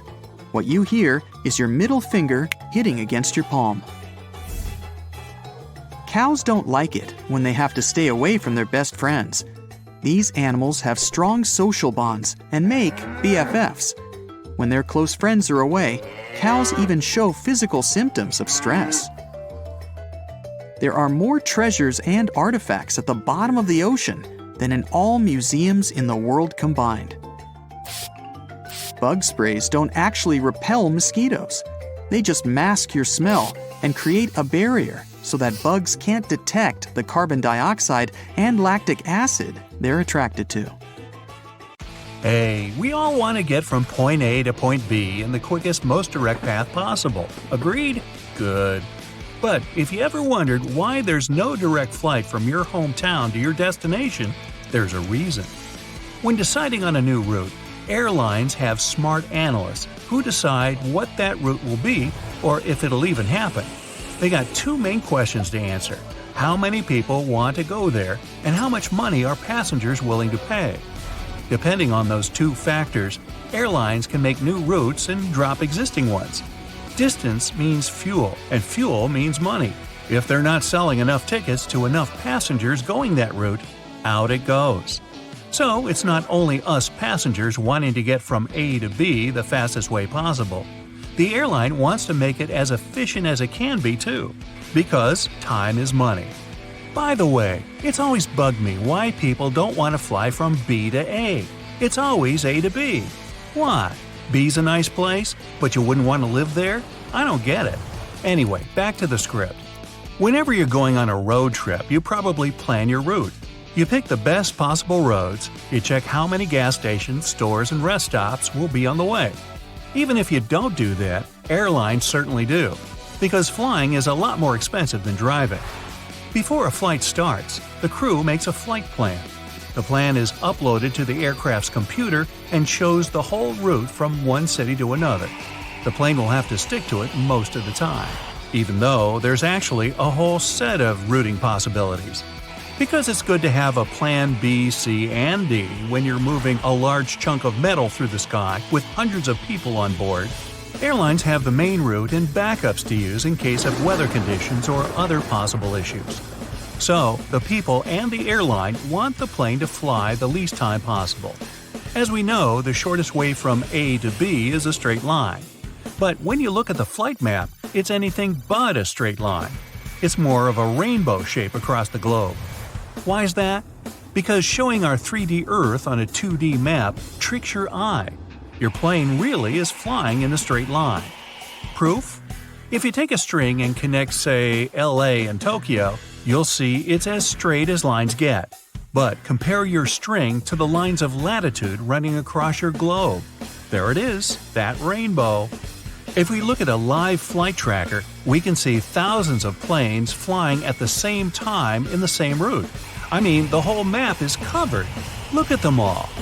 Okay, now let's take for example the US and Europe. Planes from New York, Boston, Chicago, and plenty of other cities all fly to Germany, Spain, Greece, you name it. They're all in the same air at the same time and landing in Europe by morning. Turns out, the air highway is much busier than anyone thought. Imagine it happening on a highway on the ground. So much traffic every single day. But when you're up there in the sky looking out at the clouds, it feels like your plane is all alone. All these planes use pretty much the same route because it's faster and cheaper.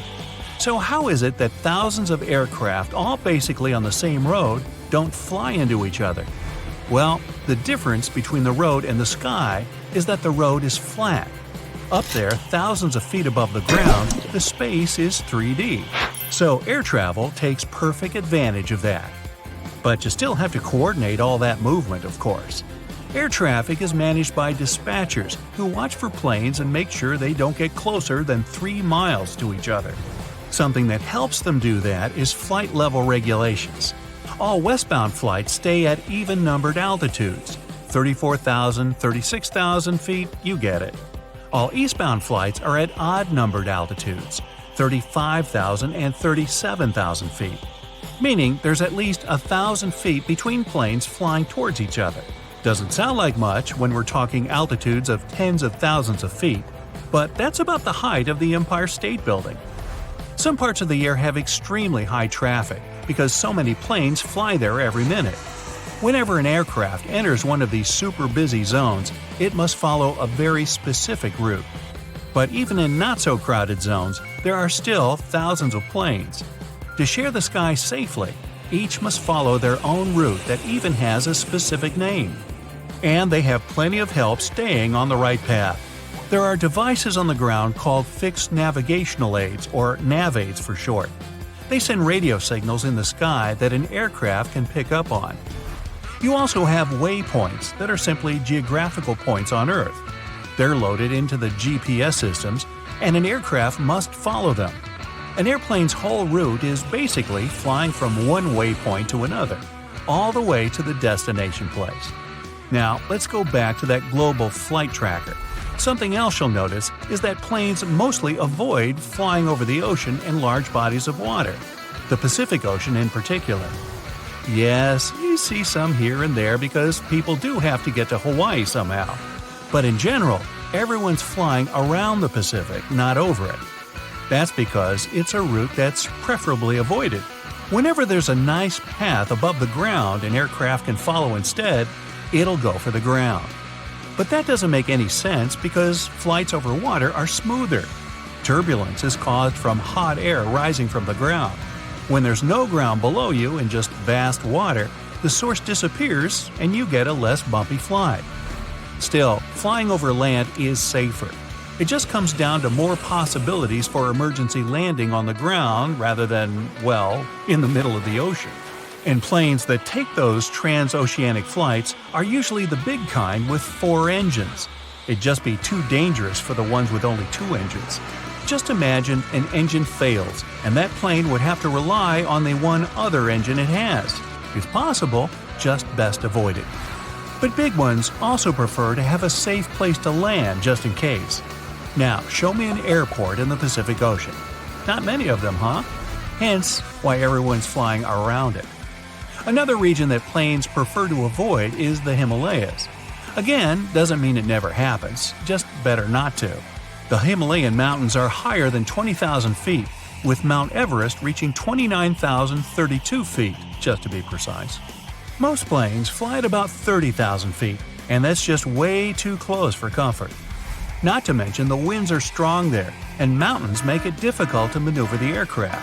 That, and there are almost no radar services in the Himalayas, so the pilot wouldn't be able to communicate with the ground. Also, an emergency landing is only possible on a flat surface. The Himalayan region is the exact opposite of that. Add to that, there's a risk of running out of oxygen in this already dangerous area. An airplane only has enough oxygen to last 20 minutes.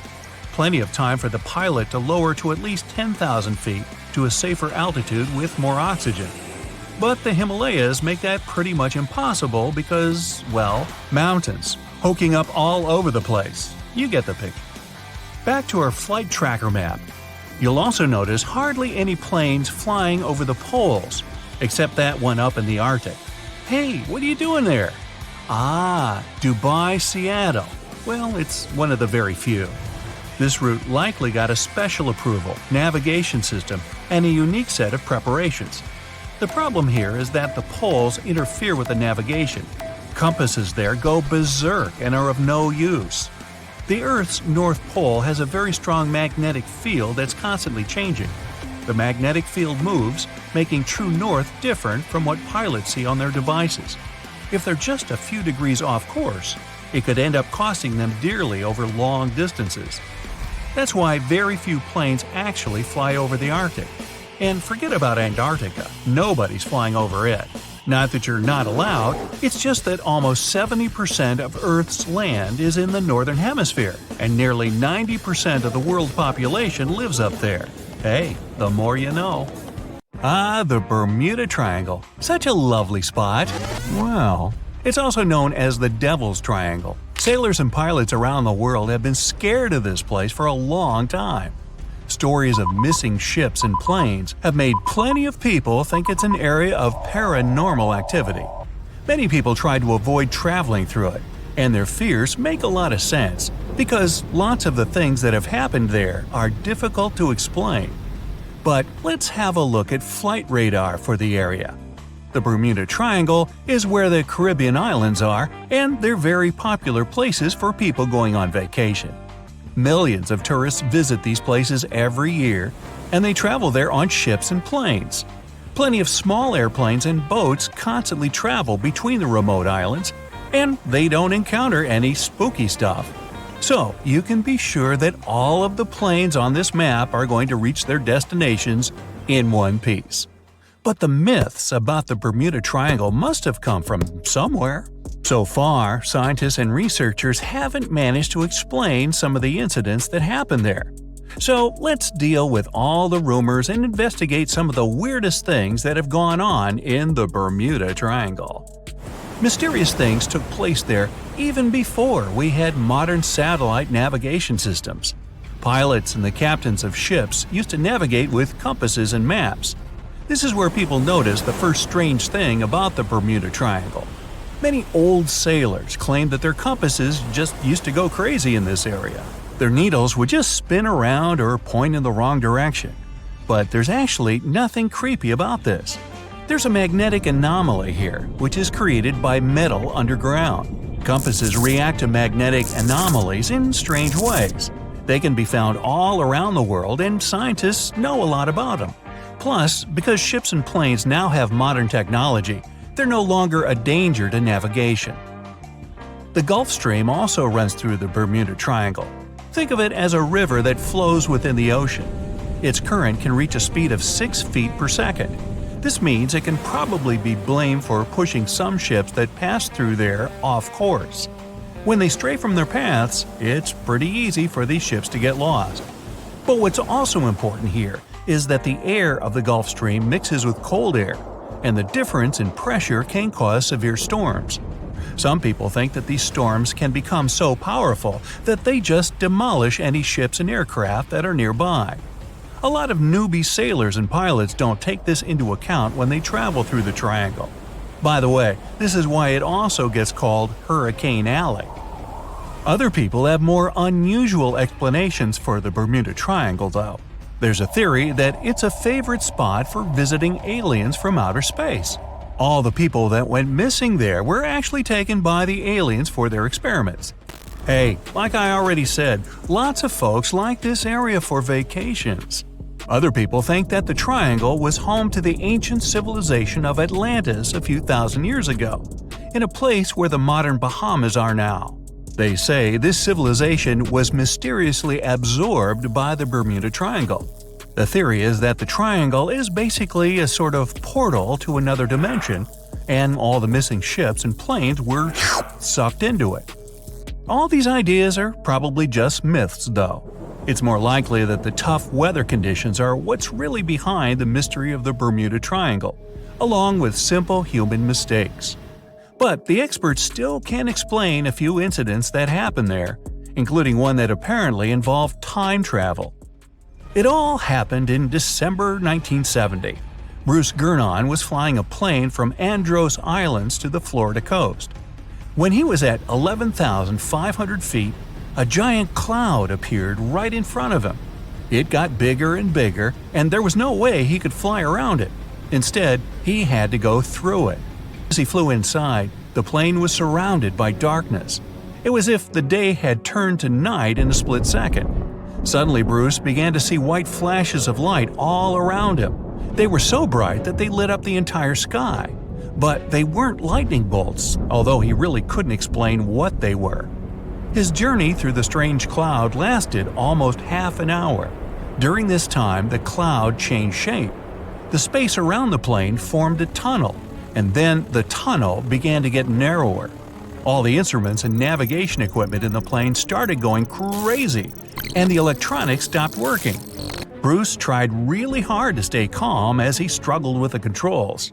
Then, a white light appeared at the end of the tunnel. The plane escaped the cloud tunnel just before it closed. Everything seemed fine, but now Bruce found himself in some kind of white fog. He had no idea where he was. He managed to contact ground control and was shocked when they told him his plane was already in the airspace above Miami. Something impossible had happened. Bruce's plane was meant to cover a distance of about 250 miles during the flight. This usually took about 1.5 hours, but he'd managed it in just 47 minutes, about 2 times faster than normal. When he landed, the pilot went to check the amount of fuel left in his tank. It turned out that he had used up a lot less than the usual amount of fuel. How could this have happened? Well, records show that a lot of sunspots were detected on the surface of the sun that day, and there was a strong solar wind. This could easily have made the electronics and devices on the plane go crazy. But what about the mysterious cloud? Just like the rest of the Bermuda Triangle, the Florida coast is a place where 2 large air currents meet. One has high pressure, and the other is a low pressure one. This causes a lot of storm clouds in the area. But people are still trying to work out how Bruce was able to cover the distance so quickly. Some people say that a kind of mysterious dark energy was involved. Others believe it was a gravitational anomaly that curved space and time. Others think Bruce is just a fraud. We still don't know the truth. Something just as weird happened in 1945. 5 planes went missing all at the same time. Some trainee pilots were practicing their navigation skills out over the sea. But when they'd finished, it seems they couldn't find their way back home, and they disappeared. Many people assume they just ran out of fuel. This seems likely, but still, the circumstances were really strange. The trainees were being supervised by an experienced pilot who had 2,500 hours of flight time. He would never let a group of newbie pilots get that far away from their base. Even now, people still debate what could have happened. Some insist the pilots ran into something supernatural out there in the Bermuda Triangle. But who knows? Just 3 years after this, a passenger jet was heading for Miami from San Juan, Puerto Rico. The 32 people on board disappeared without a trace. There weren't any storm clouds this time. The skies were clear throughout the flight. But experts think that when the plane was about 50 miles from the coast, it could have been hit by a strong wind that knocked it off course. Years later, a similar plane was found in this area of the Bermuda Triangle. But because no one could work out the registration, it was impossible to say for sure if it was the same one. These stories sure are strange, but there's really no need to be too worried. Just remember this. A few years ago, the World Wildlife Fund did some research and came up with a list of the most dangerous seas in the world. The Bermuda Triangle is not even on this list. It's probably because no more accidents happen there than anywhere else in the world. Well, I feel better, don't you? A TikTok user was flying home from New York City to Toronto, Canada, late at night and noticed one strange thing that turned into a viral video. She glanced at her neighbor's screen, which showed 27°C, which is around 80 degrees Fahrenheit in the corner. Then, she saw that the person in front of them had 26°C, closer to 79, on their screensaver. Since the rest of the screensaver was a tropical landscape, she figured out it must be the destination temperature in Celsius. But nope, she was heading to Toronto in late October, far from tropical dreams. So what did that temperature stand for, and why on earth was it different for different seats? It took her a while to realize that the numbers and letters actually stood for passengers' seat locations. Plenty of fellow TikTok users supported the video's author and said that they had to read the comments to figure out what was going on. It's actually not so wrong. The aircraft is usually divided into several zones. Each of them normally has its own air conditioning system controller. These gadgets look similar to home thermostat panels, except every panel has separate dial settings for each cabin zone. So there can totally be slightly different temperatures depending on where you're sitting on the plane. But crew members mostly set the temperature somewhere between 71 degrees Fahrenheit and 75 degrees Fahrenheit to make you feel at home.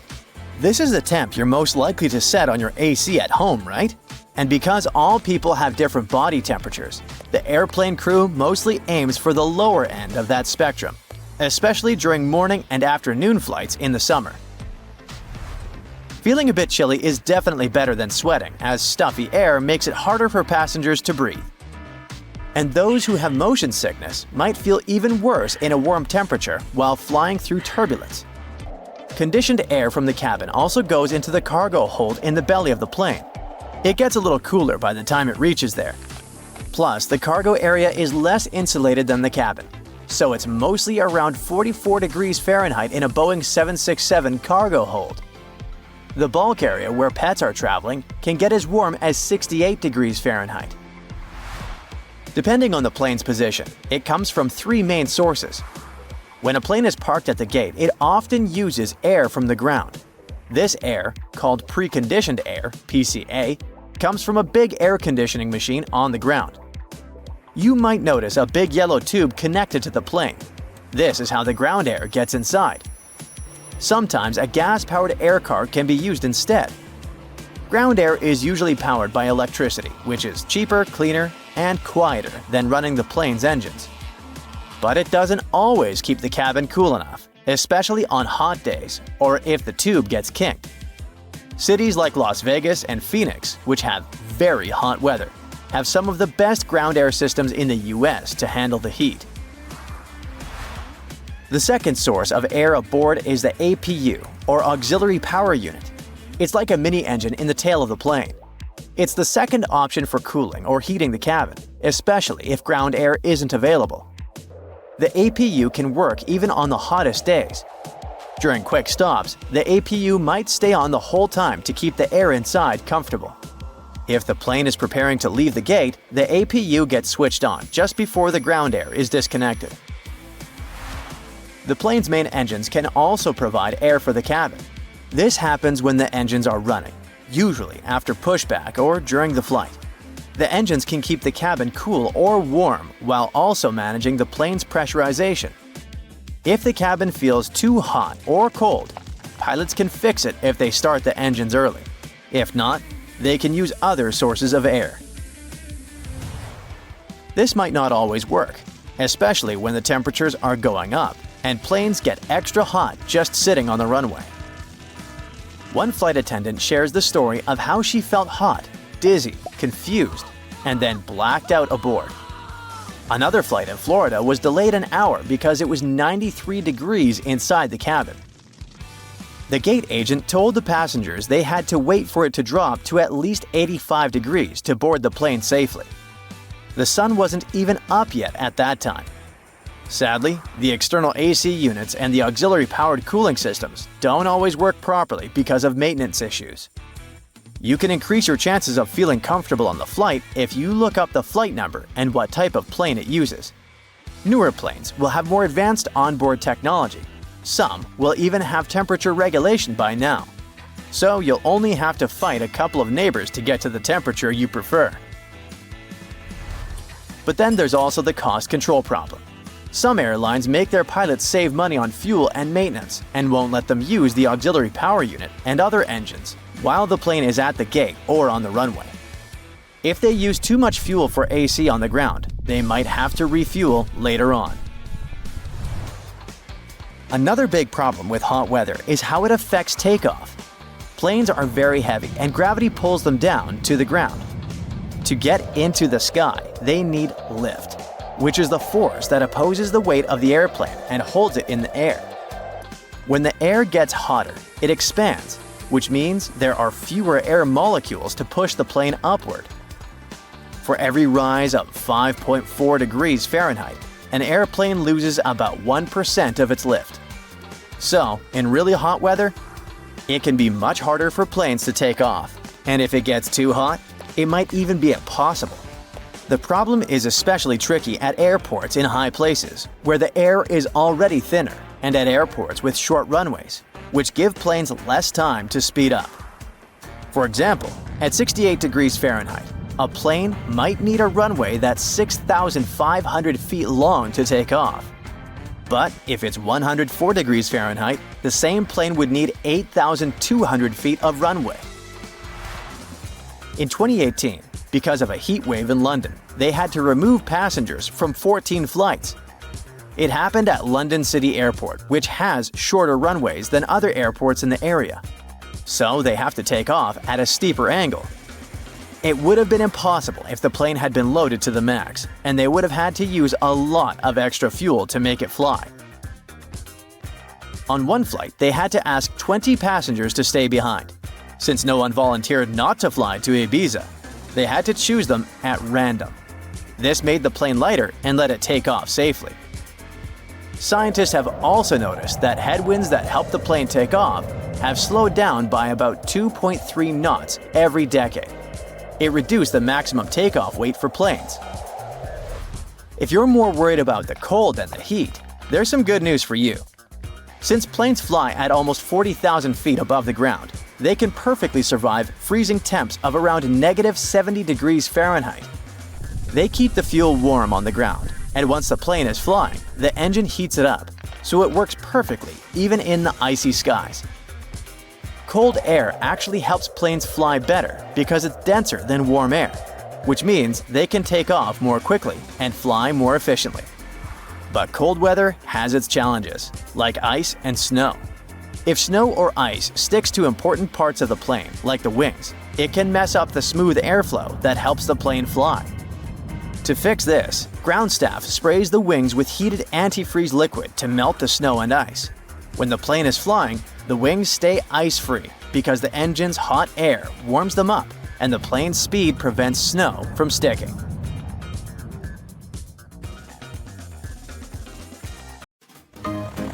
The first guy crazy enough to try flying in anything electric was a French dude, like 140 years ago.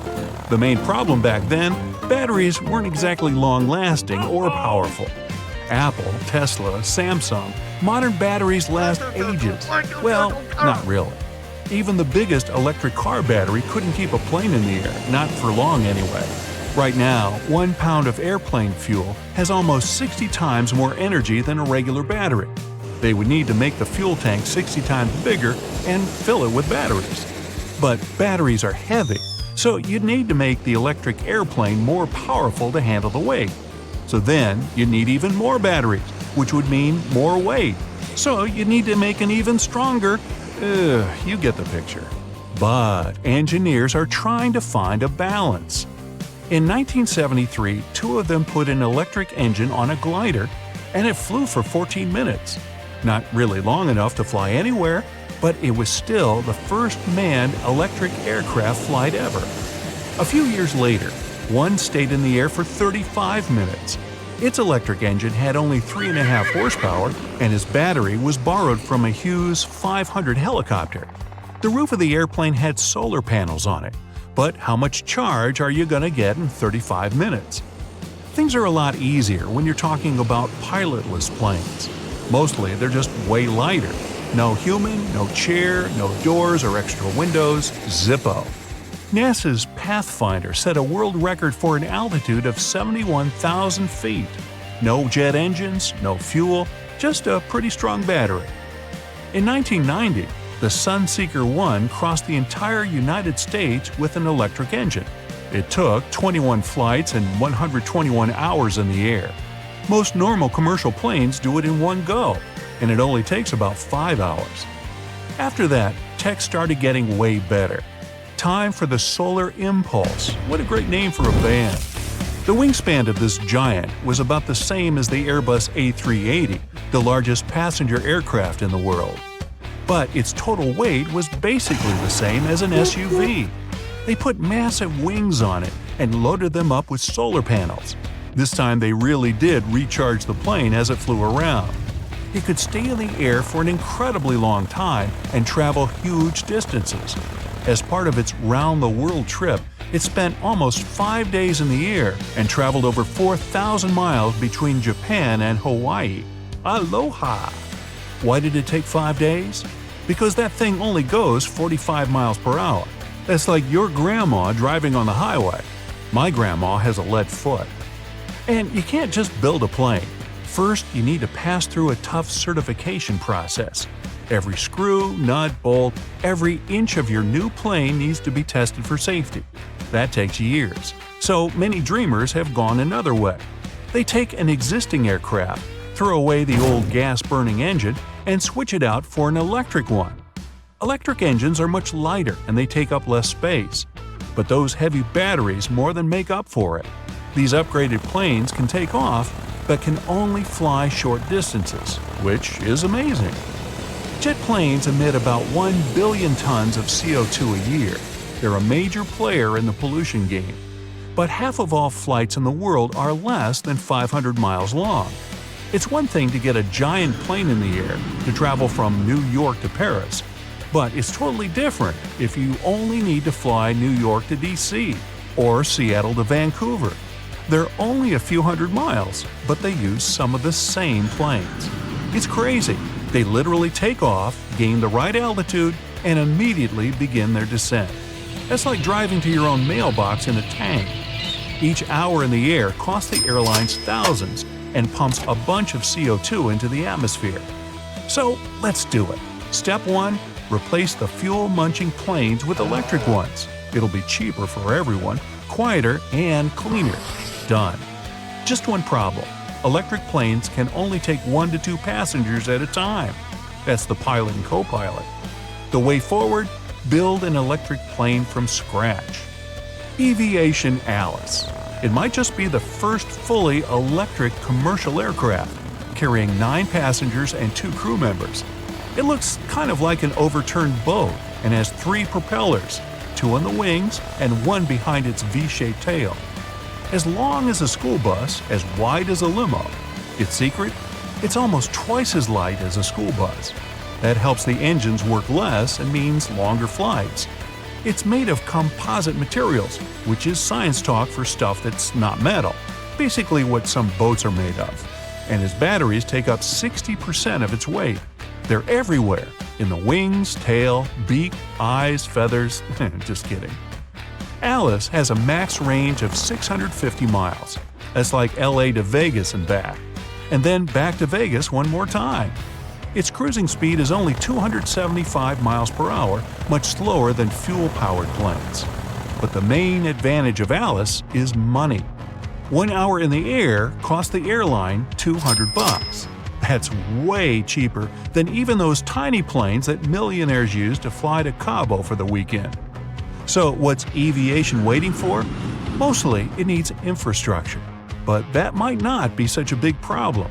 There are almost 20,000 airports in the USA. Most of them are unused because they're just too expensive to run or because no airline wanted to bother flying there anymore. But Alice is much cheaper to maintain and it makes a lot less noise. Imagine the airport of the future, small, stylish, quiet, and clean. Engineers want to charge Alice with mobile chargers, like an electric version of those gas trucks you see at the airport. For a 1-hour flight, Alice needs to juice up for 30 minutes. That's actually not that bad. But imagine if you were going to take a 14-hour flight on that thing. You'd be waiting at the gate for 7 hours. Alice costs $800 less per hour than other planes, but the plane itself is pretty expensive. Try $4 million. Still, that's only a bit more than one of those private jets. Alice is getting ready for a 2022 fully certified flight. That means it's only a few years before regional flights go electric, at least some of them. But if electric planes want to play in the big leagues, they need to solve that same old problem, their batteries. Modern lithium-ion batteries have serious issues. They're flammable, they lose their charge faster and faster, the more you recharge them, and the cold makes them not work as well. The next generation of batteries is lithium-sulfur batteries. They hold more power and are cleaner for the environment. But their main disadvantage is that they wear out quickly. So scientists are looking for other tech to step up. Hybrid planes might be the way of the future. That's what cars are doing more and more now. Part fuel, part battery. Airplanes will probably be the same. There are already lightweight two-seater planes that use a hybrid engine. The aircraft takes off quietly with the energy stored in its batteries. Once it's up in the air, it changes to fuel. Some engines actually charge the battery while it's working, sort of like your car battery. Electric planes aren't the only way forward. Some companies are working on biofuel planes, which run on hydro something veggie oil. But those planes are also pretty small. Probably the next big thing to hit the airline industry will be driverless planes. Computers already do a ton of the heavy lifting, and if you fly long distance, most of it's on autopilot already. Even though it's so freaky to think that there's no one up there flying your plane, most problems are caused by human error. So, no human, no errors? Most customers say they don't like the idea, but that'll probably change soon enough. Ooh, I wonder if they're gonna make AI robot cabin crew. Or what if tiny drones flew around the cabin serving drinks? This could have been one of the biggest disasters in aviation history. It was close to midnight at San Francisco International Airport when Air Canada Flight 759 approached for landing. The pilots were almost done for that day and thought they'd land as usual, but they were unaware that the airport looked different that night. Runway 28 right was open, while runway 28 left, usually parallel, was closed for maintenance, with its lights turned off. Despite having landed here before, the pilots made a critical error. Expecting to see two parallel runways, they mistook the center runway for the darkened 28 left and assumed the taxiway on the right was 28 right. What the crew didn't realize was that the taxiway wasn't empty. 4 planes were lined up there, waiting for takeoff, with more than 1,000 passengers in total, and their plane was headed straight toward them. There was a notice to airmen, which listed important details for flights, including this critical information. But these notices are long and dense, often stretching several pages, and the closure detail had been missed by the Air Canada crew. That night, the pilots were conducting a visual approach, relying on what they could see to align with the runway. This is normal in good weather, but is much harder at night. The crew had flown from Toronto and were tired after a long day. Their internal clocks were already past 3 a.m., and Canadian rules regarding pilot rest were less strict than those in the U.S. The captain had been working for nearly 19 hours without proper rest. As the plane got closer to danger, no one in the cockpit noticed they were on the wrong path. Planes approaching San Francisco often come in at a slight angle to reduce noise over the bay. It's normal for them to appear slightly off to air traffic controllers. But this added to the confusion, and the Air Canada crew kept heading toward the taxiway. When the pilots finally realized that something was off, they radioed the control tower to confirm their landing clearance. The controller, who was managing both air traffic and ground operations due to the late hour, took several seconds to respond. He cleared them to land, unaware that the plane was lined up for the wrong path. Meanwhile, the crew of one of the planes on the runway quickly radioed the tower, alerting them to the imminent danger. The tower immediately instructed the Air Canada crew to stop and go around for another attempt. The Air Canada pilots pulled up just in time, missing the parked planes by just a couple feet.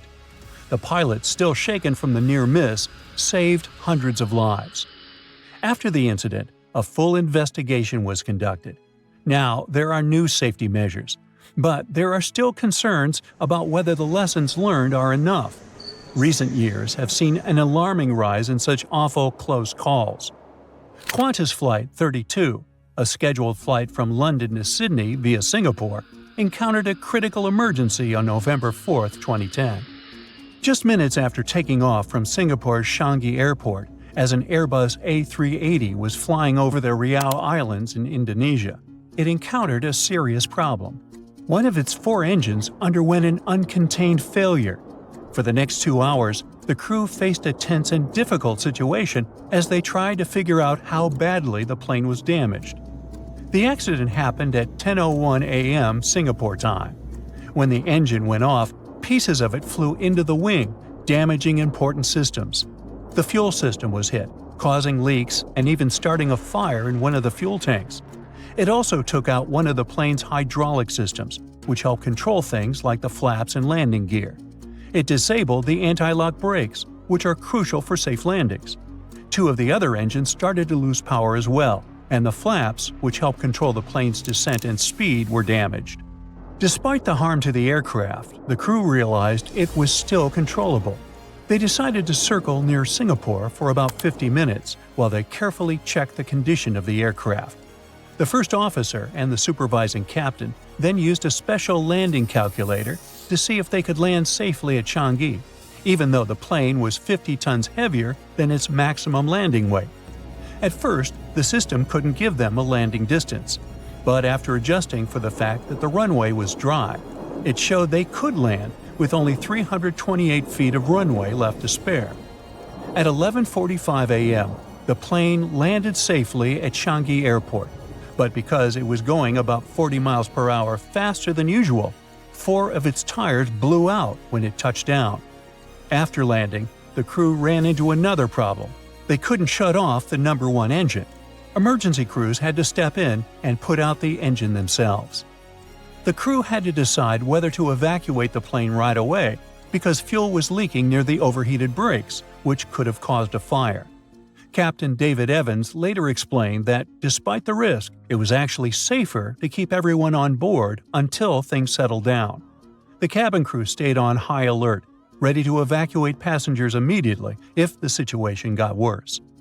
To make things even tougher, the plane was running on battery power, which meant they could only use one radio to communicate with emergency services. Luckily, the danger passed, and everyone was able to leave the plane calmly using a set of stairs. Everyone on board, 440 passengers and 29 crew members, got out safely. On the ground in Batam, some debris from the engine fell on a school, houses, and a car, but thankfully, everyone was okay there as well. Just a few missteps could have made that situation turn out very differently, but luckily the crew handled it like heroes. Investigators eventually found that the problem started because a small oil pipe in the engine had been poorly made, leading to the disaster. This was the first time an engine failure like this had happened on an A380. It was, and still is, the world's largest passenger plane at the time. As a result, Qantas and some other airlines temporarily grounded all of its A380 planes to ensure they were safe. Another similar incident happened with Northwest Airlines Flight 85 in 2002. The plane took off from Detroit Metropolitan Airport at 2:30 p.m. Eastern Time. There were 4 pilots on board. About 7 hours into the flight, flying at 35,000 feet, an unexpected issue struck. The plane veered sharply, banking to the left. The pilots initially thought an engine had failed. The senior captain quickly returned to the cockpit and took manual control.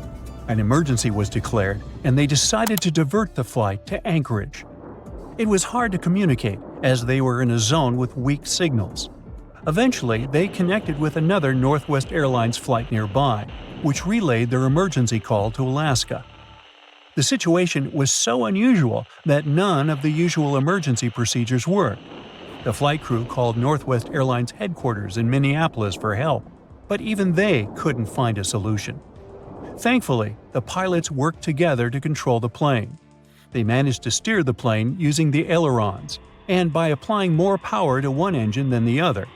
This tricky maneuver allowed them to land safely at Anchorage. After the incident, the NTSB and Boeing investigated once again. The NTSB investigator described it as a dramatic event that required careful examination. They found a crack in the power control module for the rudder, which had caused part of its metal housing to break. This break was unusual because it affected the module's outer casing, not just the inside parts. The NTSB concluded that the crack led to what's known as a rudder hardover, where the rudder is pushed to its maximum position and stays there, causing the sudden dangerous turn. All of these horrible situations show how fatigue, miscommunication, and outdated procedures can lead to disasters. But the sheer number of them in history, especially in U.S. airports, raises the question of whether enough lessons have truly been learned. Let's face it, airports can be pretty annoying. But the most annoying thing about them is probably having to take the laptop out of your backpack and put it in a separate bin while going through the security check. But, of course, they wouldn't make us do those extra moves if there wasn't a good reason for it. Laptops are dense, and X-rays can't penetrate them, so it's easy to hide something dangerous there. If the device is out and on its own in a separate bin, it's easier for the scanners to capture something dangerous. Most airplanes are white. Is there a benefit to choosing this exact color? No, white paint doesn't make a place feel lighter. Neither does it save money on painting. Here are the actual reasons for the choice: safety, efficiency, and comfort. The first airplanes had a metallic color, but the problem with metal is that it's prone to corrosion, so painting it is a great way to protect an airplane from corrosion. White is favored for several reasons. First, planes fly high above the clouds and are exposed to sunlight a lot. White is the color that absorbs the least heat, and white planes get heated less. Also, sunlight makes the paint fade away. A colorful airplane will have its paint fade very fast and will require repainting. And repainting is costly, so painting aircraft white is a more lasting choice. Also, any damage is more easily noticed on a white surface. So that's one more point for the white color. We always board from the left side of the plane, every single time, no exceptions. For some reason, the right side just doesn't seem to be an option. Yes, that's done on purpose. First, the captain usually sits on the left. This way, it's easier for the pilot to align the plane with the terminal jet bridge. Also, aircraft are fueled and loaded with baggage on the right side. Since people board the plane from the left, the crew can do their job undisturbed, and there's no danger to passengers. Consistency with the choice of a side helps to make everything work more effectively. Since everyone always enters from the left, all jet bridges are designed to get attached to the left side of the airplane. If every airplane had the freedom to choose the side, it would create an additional mess for the logistics behind the process. There are more questions popping up, like what does this black triangle drawn above one of the windows mean? Apparently, it marks the seat from which the view of the airplane's wing is the best. It's needed for the crew to find the spot as fast as possible if, in case of an emergency, they need to inspect the engines, slats, or flaps. This mark saves a lot of time. Next, the rows aren't well aligned with the windows. This is business. Originally, all planes are designed with rows and windows lining up perfectly. But when an airline buys a jet, they add some additional seats, squeezing them closer together. This way, they have more seats, which means more passengers, so they can sell more tickets. But you get less space for your legs and might miss out on a window. Also, all windows have rounded corners, and this is done for safety reasons. There used to be planes with squared windows, but those caused crashes because such windows couldn't withstand high-altitude pressures. At high altitudes, external atmospheric pressure is lower than the pressure inside the cabin. So, there's a big difference in pressure inside and outside the airplane, and this creates stress. Without windows, this stress flows smoothly through the material. A squared window becomes an obstacle, and the flow of stress needs to change direction. The pressure builds up in the corners, leading to cracks. As a result, such windows break. Oval windows allow the stress to flow more smoothly without disrupting them too much and preventing stress concentration. So, oval windows are safer. The glass used in production is stretched acrylic glass, and there are 3 separate panes of it. This is done as a security measure in case there is a breach. This way, at least one pane will remain intact at all times. Have you ever noticed those small holes in the windows? The tiny hole is actually only in the pane that's in the middle. Its task is to regulate the huge pressure difference inside and outside the cabin. This way, the outer pane can handle the load. If the outer pane breaks, the middle one, even though there's a hole in it, will be able to keep the window intact. Also, that hole prevents the windows from fogging up.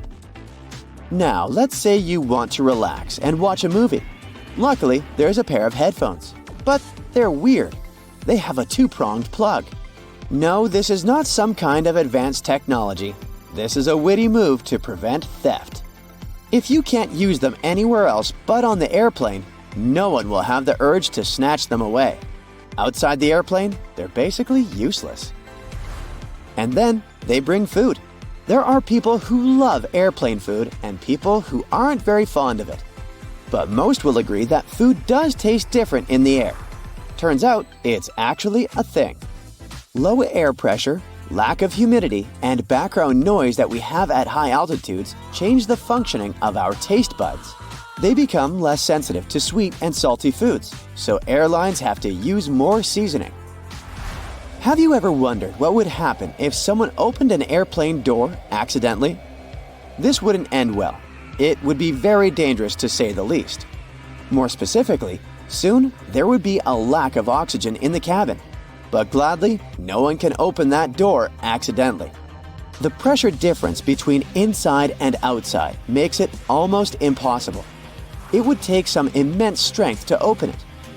The doors are designed to open on their own in case of an emergency. Speaking of safety, during takeoff and landing, the crew dims the light in the cabin. This is done for a good reason. This way, in case of emergency, you will see everything more clearly. Your eyes will get used to the darkness, and you'll have an easier time evacuating. Now, about pilots. They always wear those cool sunglasses, but the purpose is not to look cooler. They're used to protect the eyes. Throughout their career, pilots have to take care of their vision, but the problem is that it's not an easy task when you're a pilot. The damaging solar radiation that our sun emits is filtered out by the Earth's atmosphere, so the sunlight isn't very damaging to you if you spend most of your time on the ground. But it's different up in the sky. There's less air there, and the brightness is way higher.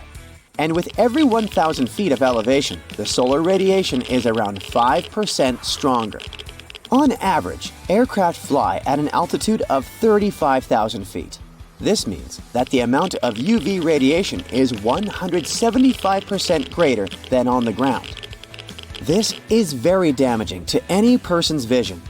The large amount of time pilots spend in the air makes them vulnerable to different eye problems.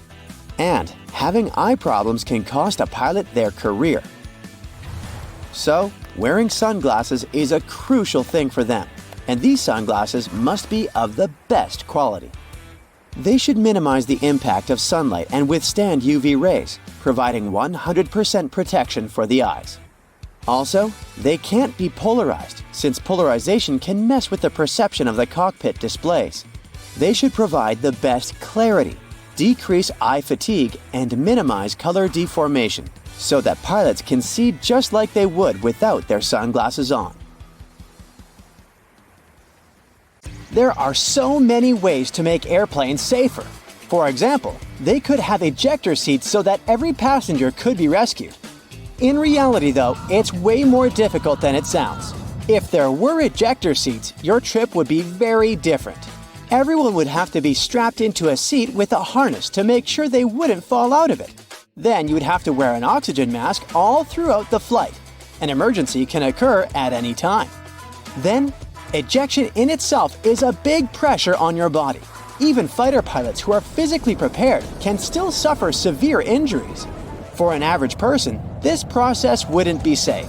So, however cool it sounds, ejection seats aren't very practical and are actually quite dangerous. Okay, well, at least they could have a parachute for each passenger. But this wouldn't be very useful either. Parachutes only sound like they can save many lives. First, having them isn't efficient. They're very costly and heavy. So a plane would need to burn more fuel while flying if there were parachutes on board. It would all be worth it though if parachutes could make an actual difference to the safety of people, but they can't. Commercial planes aren't designed in a way that would make it safe to jump out of them, especially with a couple hundred people on board. Next, passengers aren't trained to use them. Imagine there's an emergency. The plane is falling, and 200 people are trying to deal with a parachute for the first time in their lives. It would be an absolute mess. Lastly, it's not safe to jump from the high altitudes planes fly at. So, oxygen masks, life vests, and boats are the best life-saving equipment, and every plane has those. You know those huge engines that they have under the wings? Yeah, look at them. They don't look safe at all. Birds can get pulled in, and it actually happens. They could at least put a grate in front of the rotating parts to prevent birds from getting in there. Turns out those engines pull inside huge amounts of air, and this is crucial for them to work properly. The more air gets swallowed, the more air gets compressed, mixed with fuel, and burned. And then, more of it gets pushed out from the other side, keeping the plane going. A cover at the front would be a barrier, significantly reducing the air inflow that is crucial for the proper work of the engines, and this would endanger the passengers. But hey, don't be too upset. Birds fly way lower than planes do, so they're only in danger for a few minutes at the beginning of the flight while the plane is climbing altitude, and at the very end when the plane is landing. So very few of them ever get pulled in, and if they do, it's never a threat to the engines or passenger safety. Planes also don't change up the gears like cars do, so technically they can't go backwards. The reason for this is that planes don't need to go backward. They can just turn around and move in the opposite direction, but face first. The only time when they need to move backward is when they have to get to the gate. And for those times, there's help. Pushback tractors. Those are small vehicles that can connect to airplanes and move them in the required direction. Watch out for those next time you fly. But technically speaking, planes can go backward if the engines start pushing the air forward instead of backward. But this is very dangerous for everyone around. One of the very few cases when they do it is during landing, to help slow the airplane down. There are cameras on the outside that let pilots navigate taxiways better. They come in especially handy during tricky maneuvering. But do you know there are also cameras in airplane cabins? You can relax, there are no cameras in the lavatories. But yes, they are there in the cabin, and for security reasons only. Flight attendants monitor them to see what's not visible from their own seats. Of course, flight attendants can check everything just by walking down the cabin, and that's exactly what they do most of the time. So, cameras are mostly used during takeoff and landing, when everyone, including flight attendants, is supposed to sit down, as those are the most dangerous stages of a flight. Notice that it's exactly during these stages that the rules are particularly strict. All electronic devices should be turned off or put on airplane mode, and big electronic devices should be stored away. Window blinds should be raised and tables folded. Seats should be put in the upright position. You need to have your seatbelt fastened, and so on. This is all done for safety and to ensure fast evacuation in case of emergency. So let's discuss these rules. Airplane mode on electronic devices is important to make sure that the signals that devices transmit don't interfere with the plane's electronic systems. If they interfere, they will block the radio's frequency pilots need to get their instructions. Do you remember that clicking sound a speaker makes right before your cell phone gets a call if the two devices are close? This is the sound pilots might hear while communicating with air traffic control. Now, putting away large devices like laptops is important because they might turn into obstacles if you need to get out of the plane fast in case of an emergency. All the pathways should be as clear as possible. This is why everything should be packed away, seats straightened, and tables folded. There should be nothing blocking anyone's way. And lastly, window blinds. The lights on the airplane get turned off too.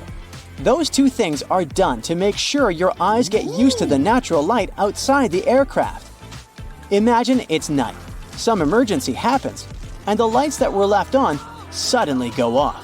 People need to evacuate as fast as possible, but their eyes aren't adjusted to the dark yet, and they can't see anything.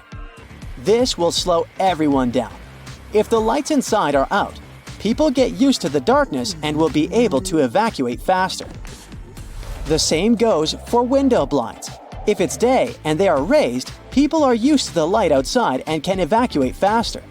Another reason is that when blinds are raised during landing, people outside can see what's going on inside the plane. For example, if there's fire or smoke and where exactly.